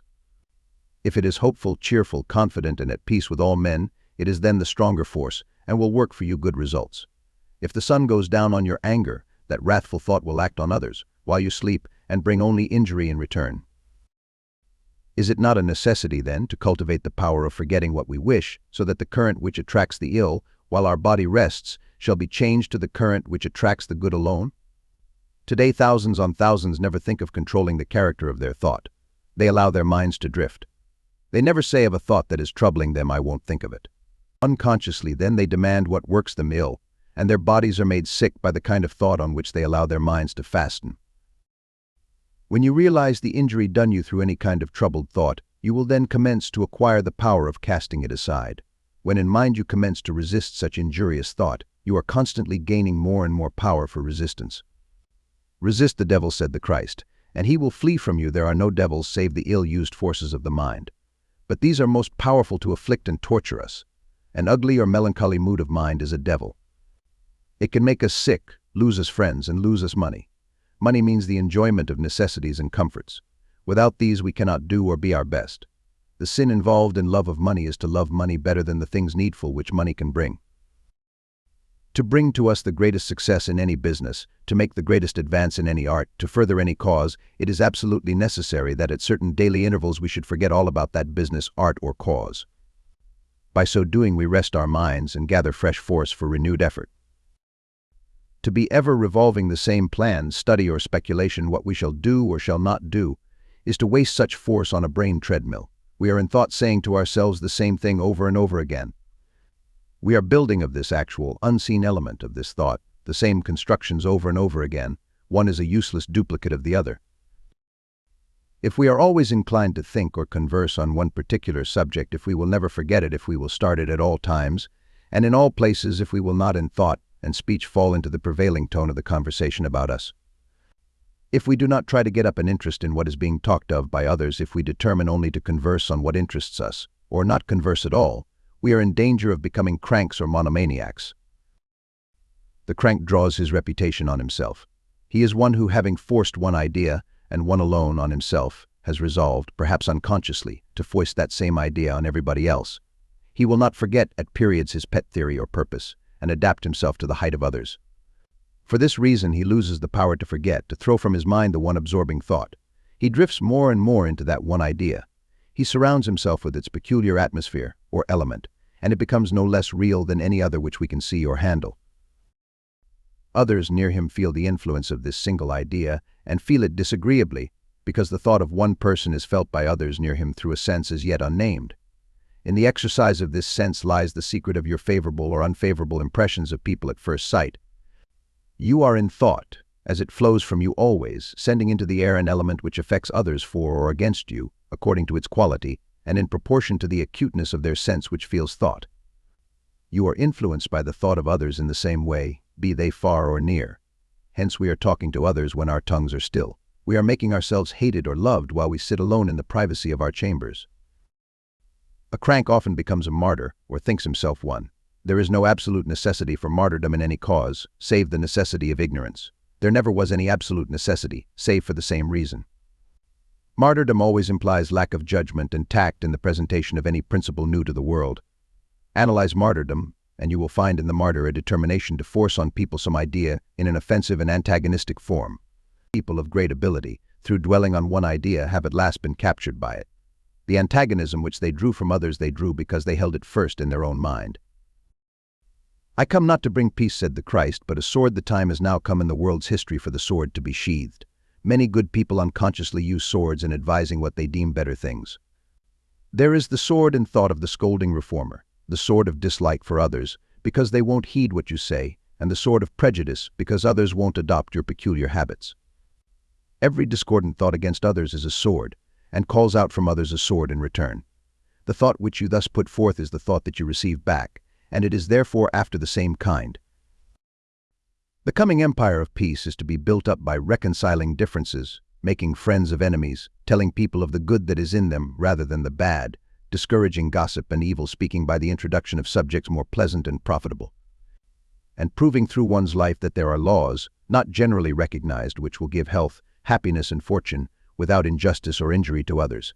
Its advocate will meet the sick with the smile of true friendship, for the most diseased people are always the greatest sinners.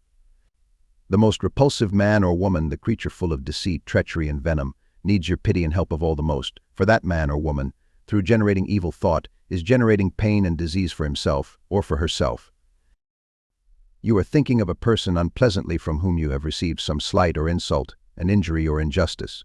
Such thought remains with you hour after hour, perhaps day after day. You become at last tired of it, yet cannot throw it off. It annoys, worries, frets, sickens you. You cannot prevent yourself from going round on this same tiresome, troublesome track of thought. It wears out your spirit, and whatever wears the spirit, wears also the body. This is because you have drawn on yourself the other person's opposing and hostile thought. He is thinking of you as you are of him. He is sending you a wave of hostile thought. You are both giving and receiving the blows of unseen elements. You may keep up this silent war of unseen force for weeks, and if so, both are injured. This contest of opposing wills and forces is going on all about us. The air is full of it. The struggle to forget enemies, or to throw out to them only friendly thought, is then as much an act of self-protection as to put up your hands and ward off a physical blow. The persistent thought of friendliness turns aside thought of ill will and renders it harmless. The injunction of Christ to do good to your enemies is founded on a natural law. It is saying that the thought or element of goodwill carries the greater power, and will always turn aside and prevent injury coming from the thought of ill will. Demand forgetfulness when you can only think of a person or of anything with the pain that comes of grief, anger, or any other cause. Demand is a state of mind which sets in motion forces to bring you the result needed. Demand is the scientific basis of prayer. Do not supplicate. Demand persistently your share of force out of the elements about you, by which you can rule your mind to any desired mood. There are no limits to the strength which may be gained through the cultivation of our thought power. It can keep from us all pain arising from grief, from loss of fortune, loss of friends, and disagreeable situations in life. Such power is the very element or attitude of mind most favorable to the gain of fortune and friends. The stronger mind throws off the burdensome, wearying, fretting thought, forgets it, and interests itself in something else. The weaker mind dwells in the fretting, worrying thought, and is enslaved thereby. When you fear a misfortune which may never happen, your body becomes weak, your energy is paralyzed. But you can, through constantly demanding it, dig out of yourself a power which will throw off any fear or troublesome state of mind. Such power is the high road to success. Demand it, and it will increase more and more, until at last you will know no fear. A fearless man or woman can accomplish wonders. That no individual may have gained the full height of this power is no proof that it cannot be really gained. Newer and more wonderful things are ever happening in the world. Some decades ago, and he who should assert that a human voice could be heard between New York and Philadelphia would have been called a lunatic. Now, the wonder of the telephone is an everyday affair. The powers, still unrecognized, of our thought will make the telephone of trivial importance. Men and women, through cultivation and use of this power, are to do wonders which fiction dares not, or has not put before the world. Chapter 6. Spells, or the law of change. A condition of mind can be brought on you, resulting to you in good or ill, sickness or health, wealth or poverty, by the action, conscious or unconscious, of other minds about you, and also through the thoughts suggested to you by objects or scenes about you. This is the secret of what in former times was called the spell. Through the action of thought, a state of mind can be brought on any person which may make them act conformably to such thought. The spell is a matter of everyday occurrence in some form or other. To remain for an hour in sight of grand scenery casts on the mind a spell of pleasurable thought. To remain for an hour in a vault surrounded by coffins and skeletons would, through the associations connected with such objects, cast on you a spell of gloom. And to live for days and weeks in a family, all of whose members hated you or were prejudiced against you, would most likely cast on you a spell of depression and unpleasant sensation. To live in a family whose members were always sending you warm and friendly thought would produce a spell of pleasurable sensation. If, when sick, you are obliged to remain for days and possibly weeks in the same room, your mind will become weary of seeing continually the same objects in it. Not only is the mind wearied at sight of these objects, but the sight of each one from day to day will suggest the same train of thoughts, which also soon becomes wearisome. Mind weariness, from this or any other cause, has a natural drift towards despondency. Matters present and future then assume their darkest aspect, and the darkest side of every possibility comes uppermost. Despondent thought, as has been many times repeated, is force used to tear the body down instead of building it up. This action and condition of thought is one form of the spell. It is broken most speedily by a change to another place and another room. For this reason, change of scene is frequently recommended to the invalid. Change of scene and locality means not only a change of objects beheld by the eye, but a change also in thought, as new ideas, and possibly a new condition of mind, come through seeing the new set of objects. The new condition of mind will break the spell. There is a much closer connection between things tangible and seen of the eye and things intangible than is generally imagined. In other words, there is a close connection between things material and things spiritual. The force or element which we call thought is all-pervading and takes innumerable varieties of expression. A tree is an expression of thought as well as a man, and so are all that we call inanimate objects. There is not a thoroughly dead or inanimate thing in the universe, but there are countless shades of life or animation. Many things seem dead to us, as a bone or a stone, but there is a life or force which has built that bone or stone into its present condition, and that same life or force, after that bone or stone has served a certain purpose, will take it to pieces again and build its elements into other forms. The unbuilding process we call decomposition. It matters not if the stone change or rid itself of but one atom in 1,000 years. Time is nothing in the working of nature's forces. Decomposition, then, is a proof of the existence of all-pervading and ever-working life or force. Otherwise, the stone or bone would remain without change through all eternity. Incessant change is ever going on in the boundless universe. It is an inevitable accompaniment of all life, and the greater the life and force in you, the more rapid and varied will be the changes. Everything, from a stone to a human being, sends out to you, as you look upon it, a certain amount of force, affecting you beneficially or injuriously according to the quantity of life or animation which it possesses. Take any article of furniture, a chair or bedstead, for instance. It contains not only the thought of those who first planned and molded it in its construction, but it is also permeated with the thought and varying moods of all who have sat on it or slept in it. So also are the walls and every article of furniture in any room permeated with the thought of those who have dwelt in it, and if it has been long lived in by people whose lives were narrow, whose occupation varied little from year to year, whose moods were dismal and cheerless, the walls and furniture will be saturated with this gloomy and sickly order of thought. If you are very sensitive, and stay in such a room but for a single day, you will feel in some way the depressing effect of such thought, unless you keep very positive to it, and to keep sufficiently positive for 24 hours at a time to resist it would be extremely difficult. If you are in any degree weak or ailing, you are then most negative or open to the nearest thought element about you, and will be affected by it, in addition to the wearying mental effect, first mentioned, of any object kept constantly before the eyes. It is injurious then to be sick or even wearied in a room where other people have been sick, or where they have died, because in thought element all the misery and depression, not only of the sick and dying but of such as gathered there and sympathized with the patient, will be still left in that room, and this is a powerful unseen agent for acting injuriously on the living. Those simple savages who after a death burn not only the habitation but every article used by the deceased when alive may know more of nature's injurious and beneficial forces than we know. Living more natural lives, they unconsciously act according to the law, even as animals in their wild and natural state do, thereby escaping many of the pains and discomforts of the artificial life which we have made both for ourselves and the animals that we domesticate. People who have some purpose in life, who travel a great deal, who are ever on the move and in contact with different persons and places, have, you will notice, more vitality, more energy, and physically preserve a certain freshness not evident with those who follow year after year an unvarying round of occupation, carrying them day after day to one certain locality, whether office or desk or workman's bench, just as a pendulum oscillates from side to side.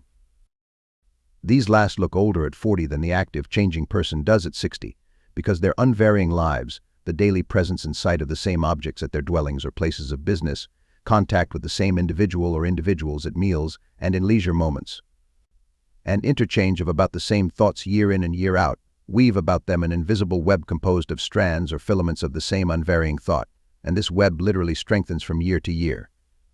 Exactly as strand after strand of wire laid together will form at last the massive bridge supporting cable.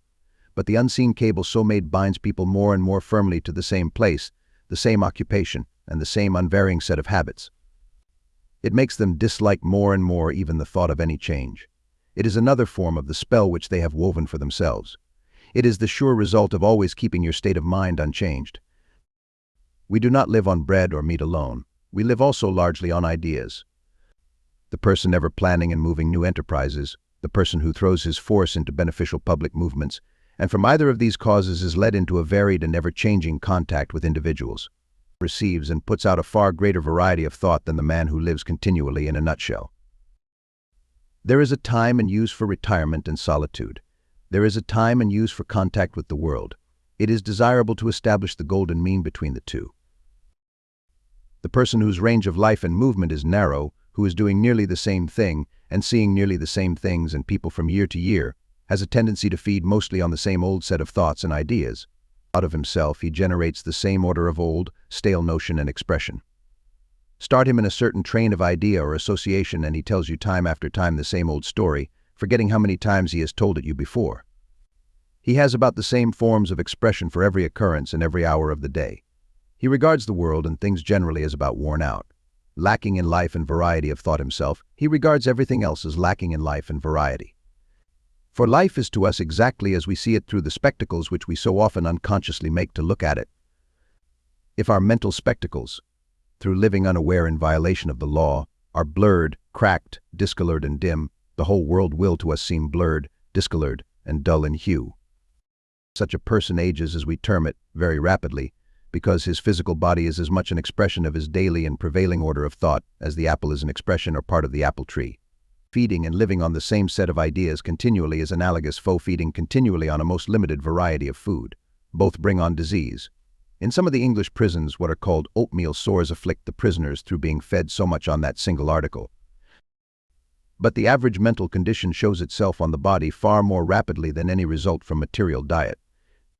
It is feeding on the same stale set of ideas, aided by living continually amid the same physical surroundings and with the same individuals, who are likewise subsisting mentally on the same stale mental diet, that whitens the hair, stoops the shoulders, wrinkles the face, and causes shrinkage of tissues and bodily inertia and weakness.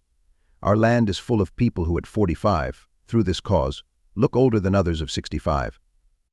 It is full also of young men and women in a physical sense, who, through their poverty of idea and lack of real life, will be old, worn, and haggard within 20 years. They are in substance as much old fogies, grannies and daddies now as are those whom they ridicule as such.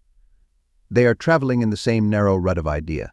Slang phrases and worn-out chaff, borrowed from others, constitute 4/5 of their talk, and probably 5/6 of their thought. To this class also belong many who are deemed of a high order intellectually, or of more culture, whose thought, after all, is very largely a repetition of what they have heard or read, who look up to and idolize some human authority, living or dead, and have really very few ideas of their own, not possibly because new ideas occasionally do not suggest themselves to them, but they have not the courage to secretly entertain and familiarize themselves with such ideas. They smother them. They succeed at last in killing them and putting out the little light endeavoring to shine on them. When you destroy or so kill out of yourself the capacity for truthful idea to act upon you, you are killing also your body by degrees. You are cutting off the only source of new life for the body. Of this order of minds, the only claim to youth lies in that physical freshness belonging to the earlier growth and life of the body, which, owing to their mental condition, will fade in 20 years as surely as the absence of sunshine and water will soon wither the young and growing plant. Such are now unconsciously weaving for themselves the web and spell of age and decay. A constant renewal of physical life lies only in a never-ceasing change of mental conditions. New ideas beget newer and fresher views of life. There are millions on millions of truthful new ideas ready to come to us, provided we keep the mind in the proper state to receive them. We have not to plod and study hard to receive them. There is no hard study in the kingdom of God or the kingdom of infinite good. If in the line of communication with that kingdom we shall ever receive new thought, as the plant receives the sunshine and air, and like the plant just as much as suffices to give us life for the day and the hour. Every mind is now, or is to be at some period of its existence not possibly in this present physical existence, a fountain for the reception of such new idea. But new thought cannot come from books or from the ideas of others. These may for a time serve to start you on the road, or as temporary props or helps. But if you depend altogether on books or people for new thought, you are living on borrowed life. You, in so doing, keep your own mind closed to the inflowing of the element which its own individual needs call for, which is for it alone and for no other mind. You must draw your own sustenance from the infinite reservoir of truthful thought. Until you do so, you are not a well of water springing up into everlasting life, nor have you reached the initial point of that real and perfected existence which feels at home anywhere in the universe, and can draw its self-sustaining life at any place in the universe. No agency fetters more or does more harm to both mind and body than a very close and constant association with a mind or minds inferior to yours in tastes, in refinement, in breadth of views and quality of motive. Such order of mind ever near you and with which you are much in sympathy will infuse into yours more or less of its grosser desire or taste. It will blind you more or less to higher and healthier views and modes of life. You will, unconsciously to yourself, live and act out much of that mind's life. You will be peevish or cynical or mean in your dealings, when it is not the real you that is so thinking or acting, but the constant flow to you and reception by you of the grosser force or element of that mind, which you thus act out. You become, then, literally a part of the other and inferior mind. This will surely affect the body which in its material substance becomes a material expression of that lower mind grafted on yours. Unless you sunder this mental tie, the inferior graft may outgrow the original tree. You will become physically inert, lifeless, and be affected with some form of disease, because you are then giving that inferior graft your own thought or force. It can appropriate but a small part of that force, but from what it can, it draws its own stinted life. You are then giving of your gold and getting base metal in return. You are then giving of your life and getting a slow and living death in return. For the mind most clear and active in thought, considerate, wise and prudent, broadly but not recklessly benevolent in action, does give to others, and especially to those with whom it is in close sympathy, life and vigor, both of mind and body. Talking openly has very little to do with the good or ill results coming of minds in close association and sympathy. It is not what people talk, it is what people think of each other that most affects them. A person always near you and ever thinking of you with dissatisfaction or peevishness, or putting out the thought of opposition to your aims and wishes, will eventually make you feel unpleasantly, be his or her words ever so fair. Such a person, under these circumstances, will at last injure you in mind and body. That person is throwing a spell on you. On the contrary, the near presence of a person pleasantly disposed toward you, who wishes to bring you pleasure or benefit without an axe to grind, will give you a feeling of rest and quiet, though such person may not say a word for hours. These different sensations are among the many proofs that thought is a literal element, in some way ever affecting us, and ever bringing results as it comes to us from others or is sent by us to others. In this last case, the spell may be beneficial to you. There is but one way of breaking the evil spell caused by continual association with the inferior mind or minds, which spell will surely prove fatal if continued in, and is indeed proving fatal to thousands at the present day. That method is an entire separation from such mind or minds. Such sundering of these injurious mental ties cannot, however, in every case be abrupt, or evils may result as great as those which it is sought to avoid. If a graft, however injurious, be roughly torn from the tree also is injured and perhaps destroyed. If your life has been one of long association with a lower mind, if both of you have, as previously stated, grown into a common life, and you are suddenly torn apart, the shock may prove to you injurious. If one subsists for a long time on an injurious food, still a certain kind of life is derived from that food, and as the system has become accustomed to it, it cannot be immediately replaced by a healthier food. The system at first may not be able thoroughly to assimilate and digest such healthier food. There is a similar action and result as regards our mental diet. Once be convinced of the evil resulting to you from any close, inferior association, and you will first assume in mind that such tie must be sundered. Assume this persistently, and half the work is done. That changed state of mind is the force then always working to free you, as your former state of mind, which endured, suffered, and submitted internally, was the force which bound you more and more firmly. The separation is now in your changed mental attitude simply a work of time. You have little to do save to waltz and take advantage of opportunities as they offer themselves. You have, in fact, committed yourself to another current of thought, and the forces coming of your changed mental condition and interior resolve are the spiritual correspondence of a great river to whose current you have committed yourself, and it is slowly bearing you away from your former enslaved condition. This is not a figurative illustration. Change permanently a state of mind in which you have been for years. Change unwilling submission into a hidden resolve no longer to submit. Change endurance of near associations into a permanent and hidden resolve that you will separate from such associations. Change that enforced content called resignation to circumstances. As, for instance, resignation to the presence of inferior, squalid, and unpleasant material surroundings into that positive internal mental attitude, which in plain language says, I won't put up with this any longer. My body may be obliged to submit, endure, and suffer from these things temporarily, as it has done in the past, but in mind I will neither endure nor be resigned as I have been, and you have placed yourself in the action of another power which will gradually bear you away from the old source of ill. It is not so much what we do as what we think that brings results. By the force put out of what you permanently think are you carried, as on a current, to those results. You need do very little until you see that the time and opportunity has come for doing.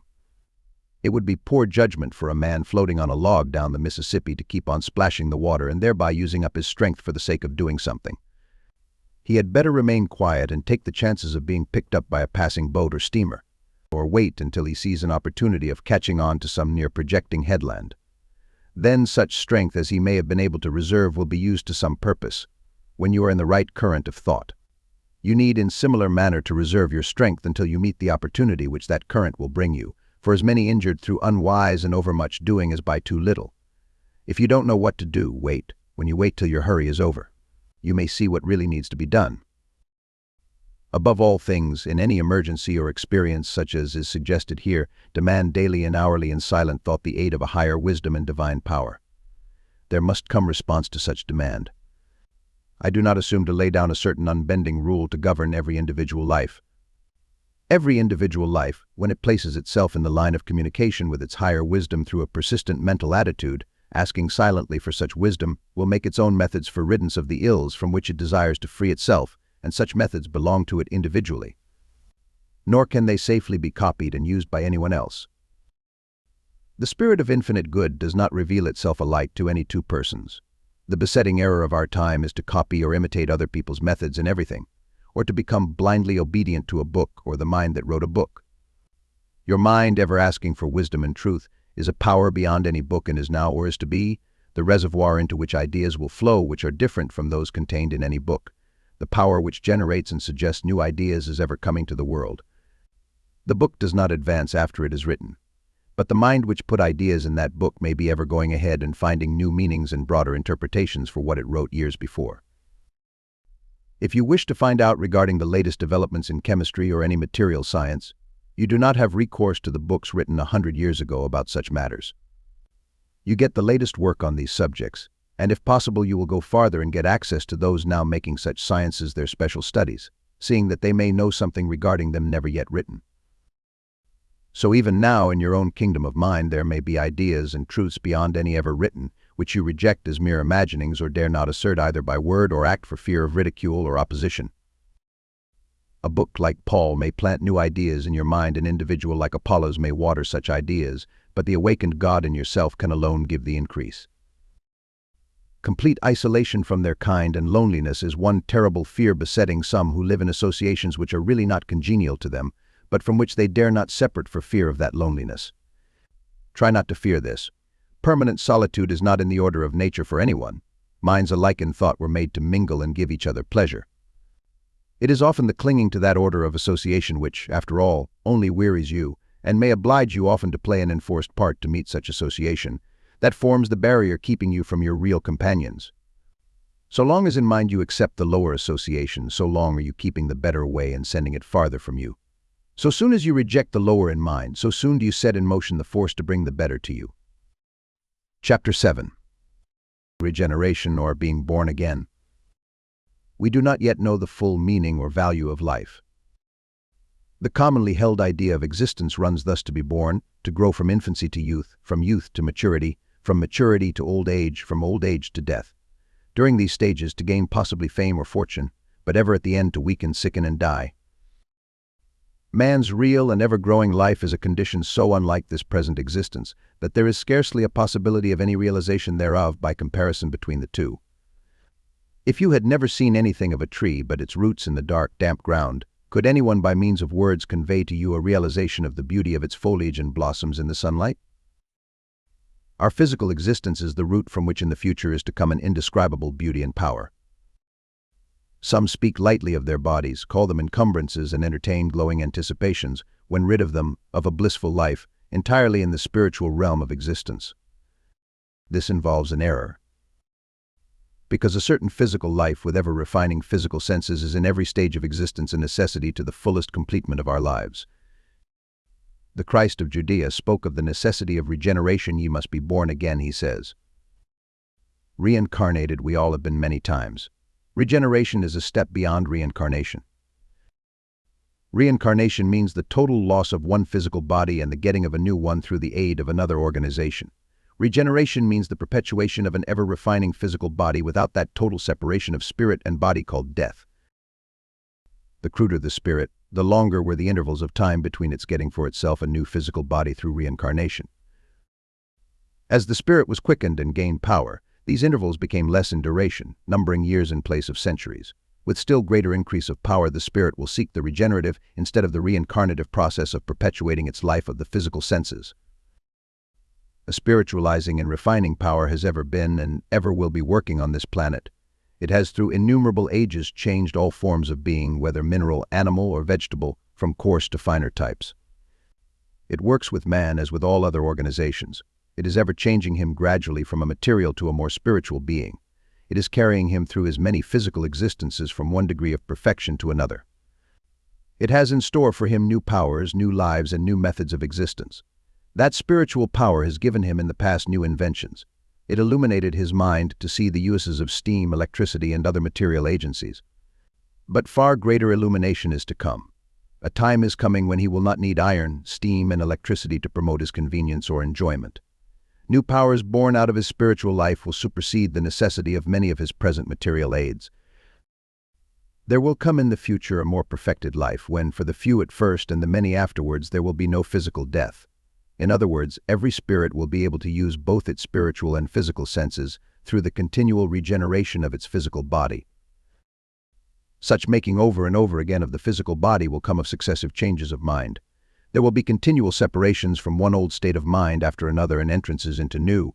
We shall ever through regeneration be born into new individualities. Regeneration may supersede reincarnation because of our coming into a higher order of life or receiving and being built of a higher order of thoughts.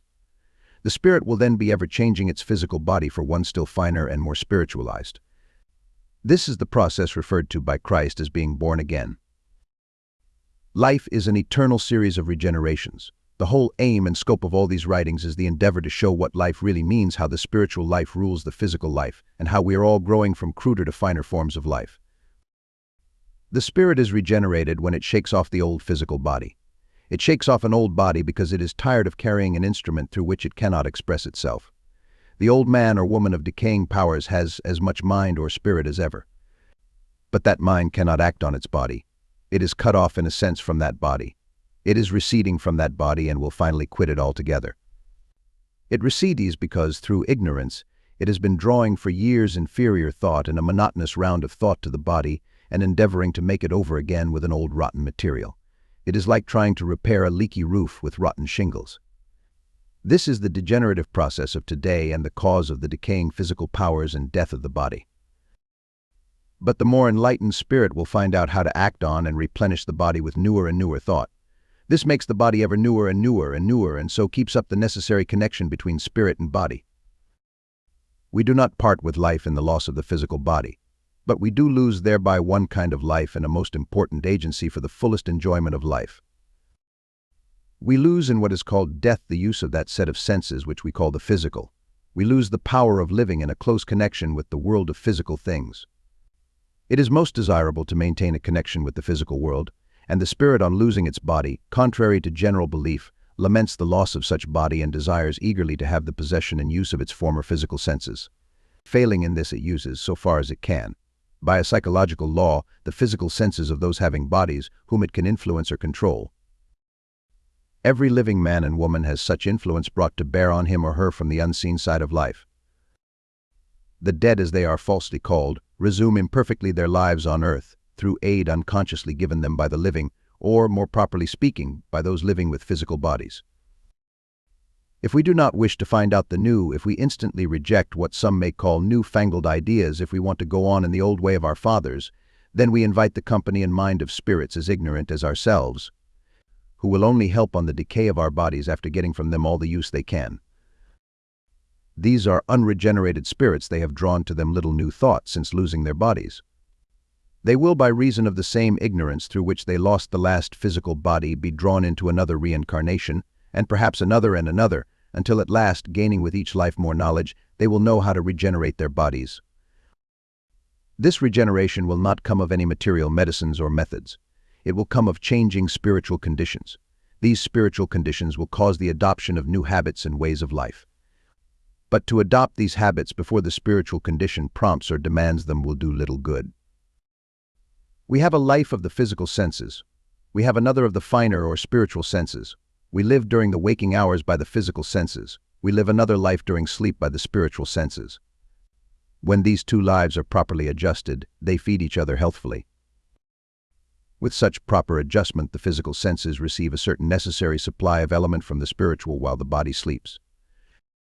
The spiritual being receives also from the material condition a certain vital supply. If your spirit loses its body, these sources of mutual supply between body and spirit are for a time cut off. The more perfected or regenerated life of the future means the consciousness of existence by both the physical and spiritual senses. The life of the physical senses and that of the spiritual senses are necessary to each other. When they are joined together and we become conscious of the use of both, life is relatively perfected and the spirit attains a degree of happiness not now to be imagined. During all the centuries which have passed since Christ's time, can we point to any instance of this new birth or regeneration?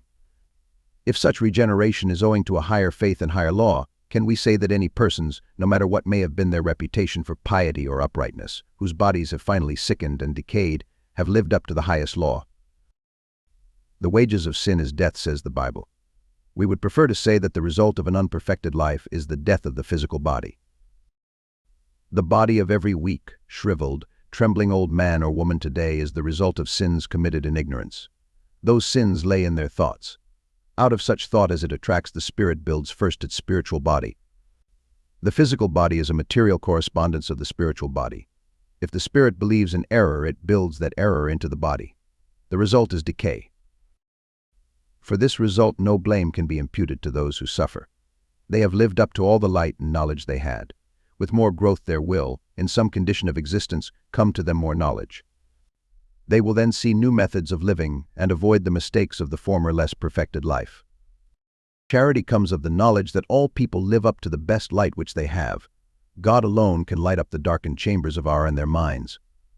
When we, leaving the faults of others alone, ask that our minds may be illuminated so as to see and avoid evil, that illumination alone will help all about us. People weary of existence because they think year after year the same set of thoughts and ideas over and over again. Eternal life and happiness come of a perpetual flow to us of new thought and idea. God is food for our spiritual beings. Our physical bodies are not nourished on one monotonous kind of food from year to year. Feed the spirit with the same thought or try to from year to year, and it becomes sick. The sick spirit makes the sick body. The law of eternal life will not allow this repetition to go on. The law says to us you were not made to run in ruts and grooves of fixed habit. You are not as John Smith or John Brown to be an eternal individuality without change, like a post rooted in the ground.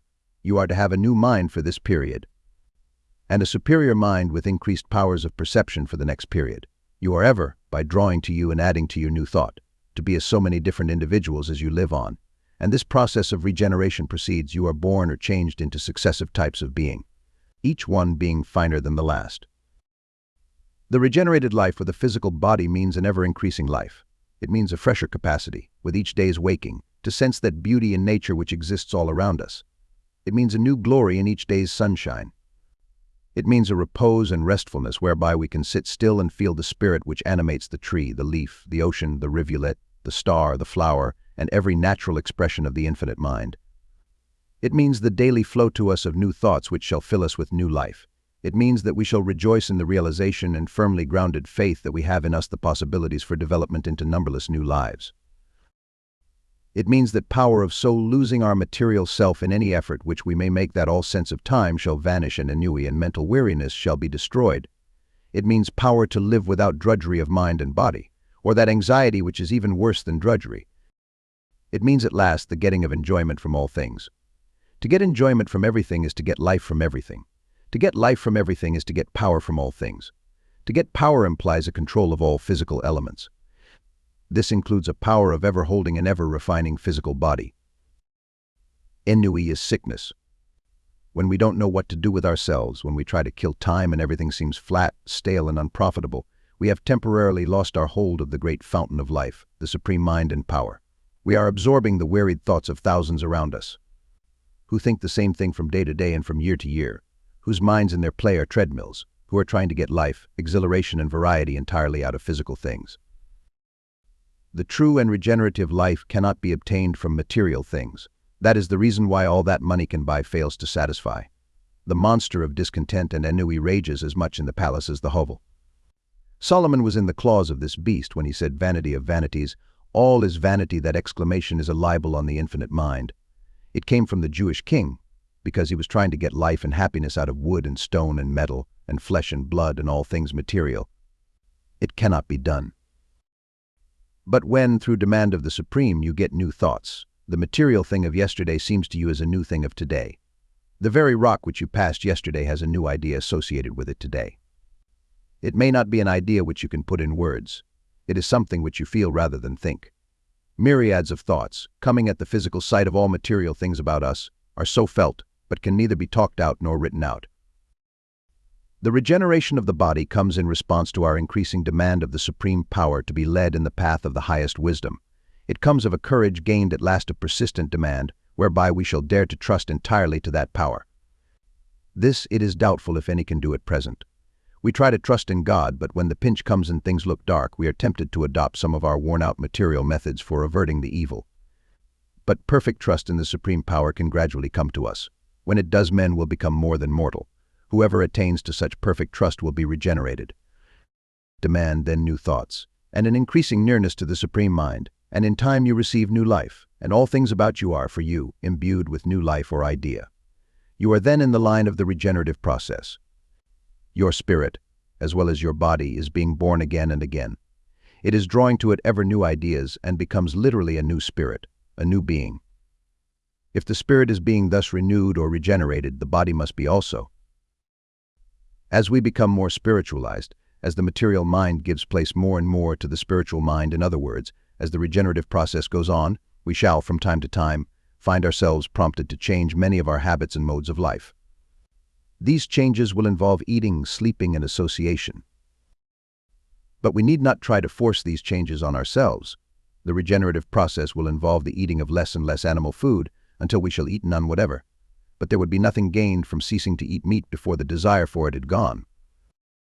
The regenerative process will impel us at times to seek solitude because when alone with nature the spirit absorbs and assimilates a finer quality of thought. But to enforce on ourselves the solitude of the hermitage or cloister when there is no real love for it does little good, as is proved by the fact that hermit and recluse have physically decayed and died like the rest. This regeneration of the body will come to no one directly from any system of forms, habits, or observances. It will come because of a time ripe for it to come. As this planet ripens spiritually, all material things upon it partake of that ripening or development. The life of today, so different and superior to that of 500 or 1,000 years ago, is a part and a proof of that development. The earth ripened first from chaos to coarse development in the animal and vegetable kingdoms of ages ago, and then to its present relatively more refined condition. But this refining process is never to cease. Perhaps you will say on reading this, "What has all this to do with me?" What you say may be true, but it is all too far off, too indefinite. I want something to benefit me now. This idea of the body's regeneration is for you a benefit now if you can accept it. It cannot be displaced from your mind. It will first, as a tiny seed, stay there. It may for months or years show no sign of life and seem to be forgotten. But it will grow and have more and more of a place in your thought. It will gradually change the quality of your thoughts. It will gradually force out an old and false interpretation of life and bring in a new one. It will impel you to look ever forward to newer joys and make you cease groping among regrets and sad remembrances of your past, when you know that such thoughts bring decay and death to the body. We are built literally of our thoughts. When we realize that our regrets, our envyings and jealousies, our borrowings of trouble, or our morbid contemplations of subjects ghastly and sickly, are literally things and bad things actually put in our bodies, as such thoughts, materializing themselves from invisible to visible element, turn into flesh and blood, and that is so built into ourselves they bring us pains, aches, sickness, wrinkles, bowed backs, weak knees and failing powers, we have a good and tangible reason for getting rid of them. The body of a person given over to melancholy will be literally built of gloomy thoughts materialized into flesh and blood. When a girl realizes more and more clearly that jealousy, peevishness, and pettish pouting moods will spoil her good looks and complexion, she will make efforts to rid herself of such thoughts. They will destroy her body. The infinite power for good wants all things and all people to be beautiful, healthful, and symmetrical, and intends ever to increase this beauty, health, and symmetry. It works through a continual process of regeneration to keep them so. If it cannot effect such perpetual life and beauty with one physical organization, it mercifully lets it go to pieces and gives the spirit another. When a man realizes that his angry mood, or his covetous mood, or his grumbling mood represents so much material put in his body, and that such element will give his body pain and make it sick, he has a good strong reason for having some care as to what his mind runs on, and for making the inside of the platter clean. Let us remember, so far as we can, that every unpleasant thought is a bad thing literally put in the body. Are some people unpleasant to us? Do their airs or affectations, or their stinginess or dishonesty, or their domineering manners, or their coarseness and vulgarity offend us? Well, let us try and forget them. Why talk them over for an hour, holding the while all their disagreeable traits in our minds and think of them, maybe for hours afterwards? When we know that these unpleasant images which we carry in mind are things which are being literally put in our bodies to affect them injuriously and degenerate them, all such thoughts we must get rid of. Such riddance is the commencement of getting a new body. It is in the way of a literal regeneration. If through long habit we find that we cannot by our own endeavor keep out of these injurious moods, if we find ourselves from time to time drawn into the current of tattle, or greed, or envy, we can cease all endeavor of our own and ask help of the Supreme Power to give us new and better thoughts. That power, through our demand, will give us a new mind. The new mind will bring the new body.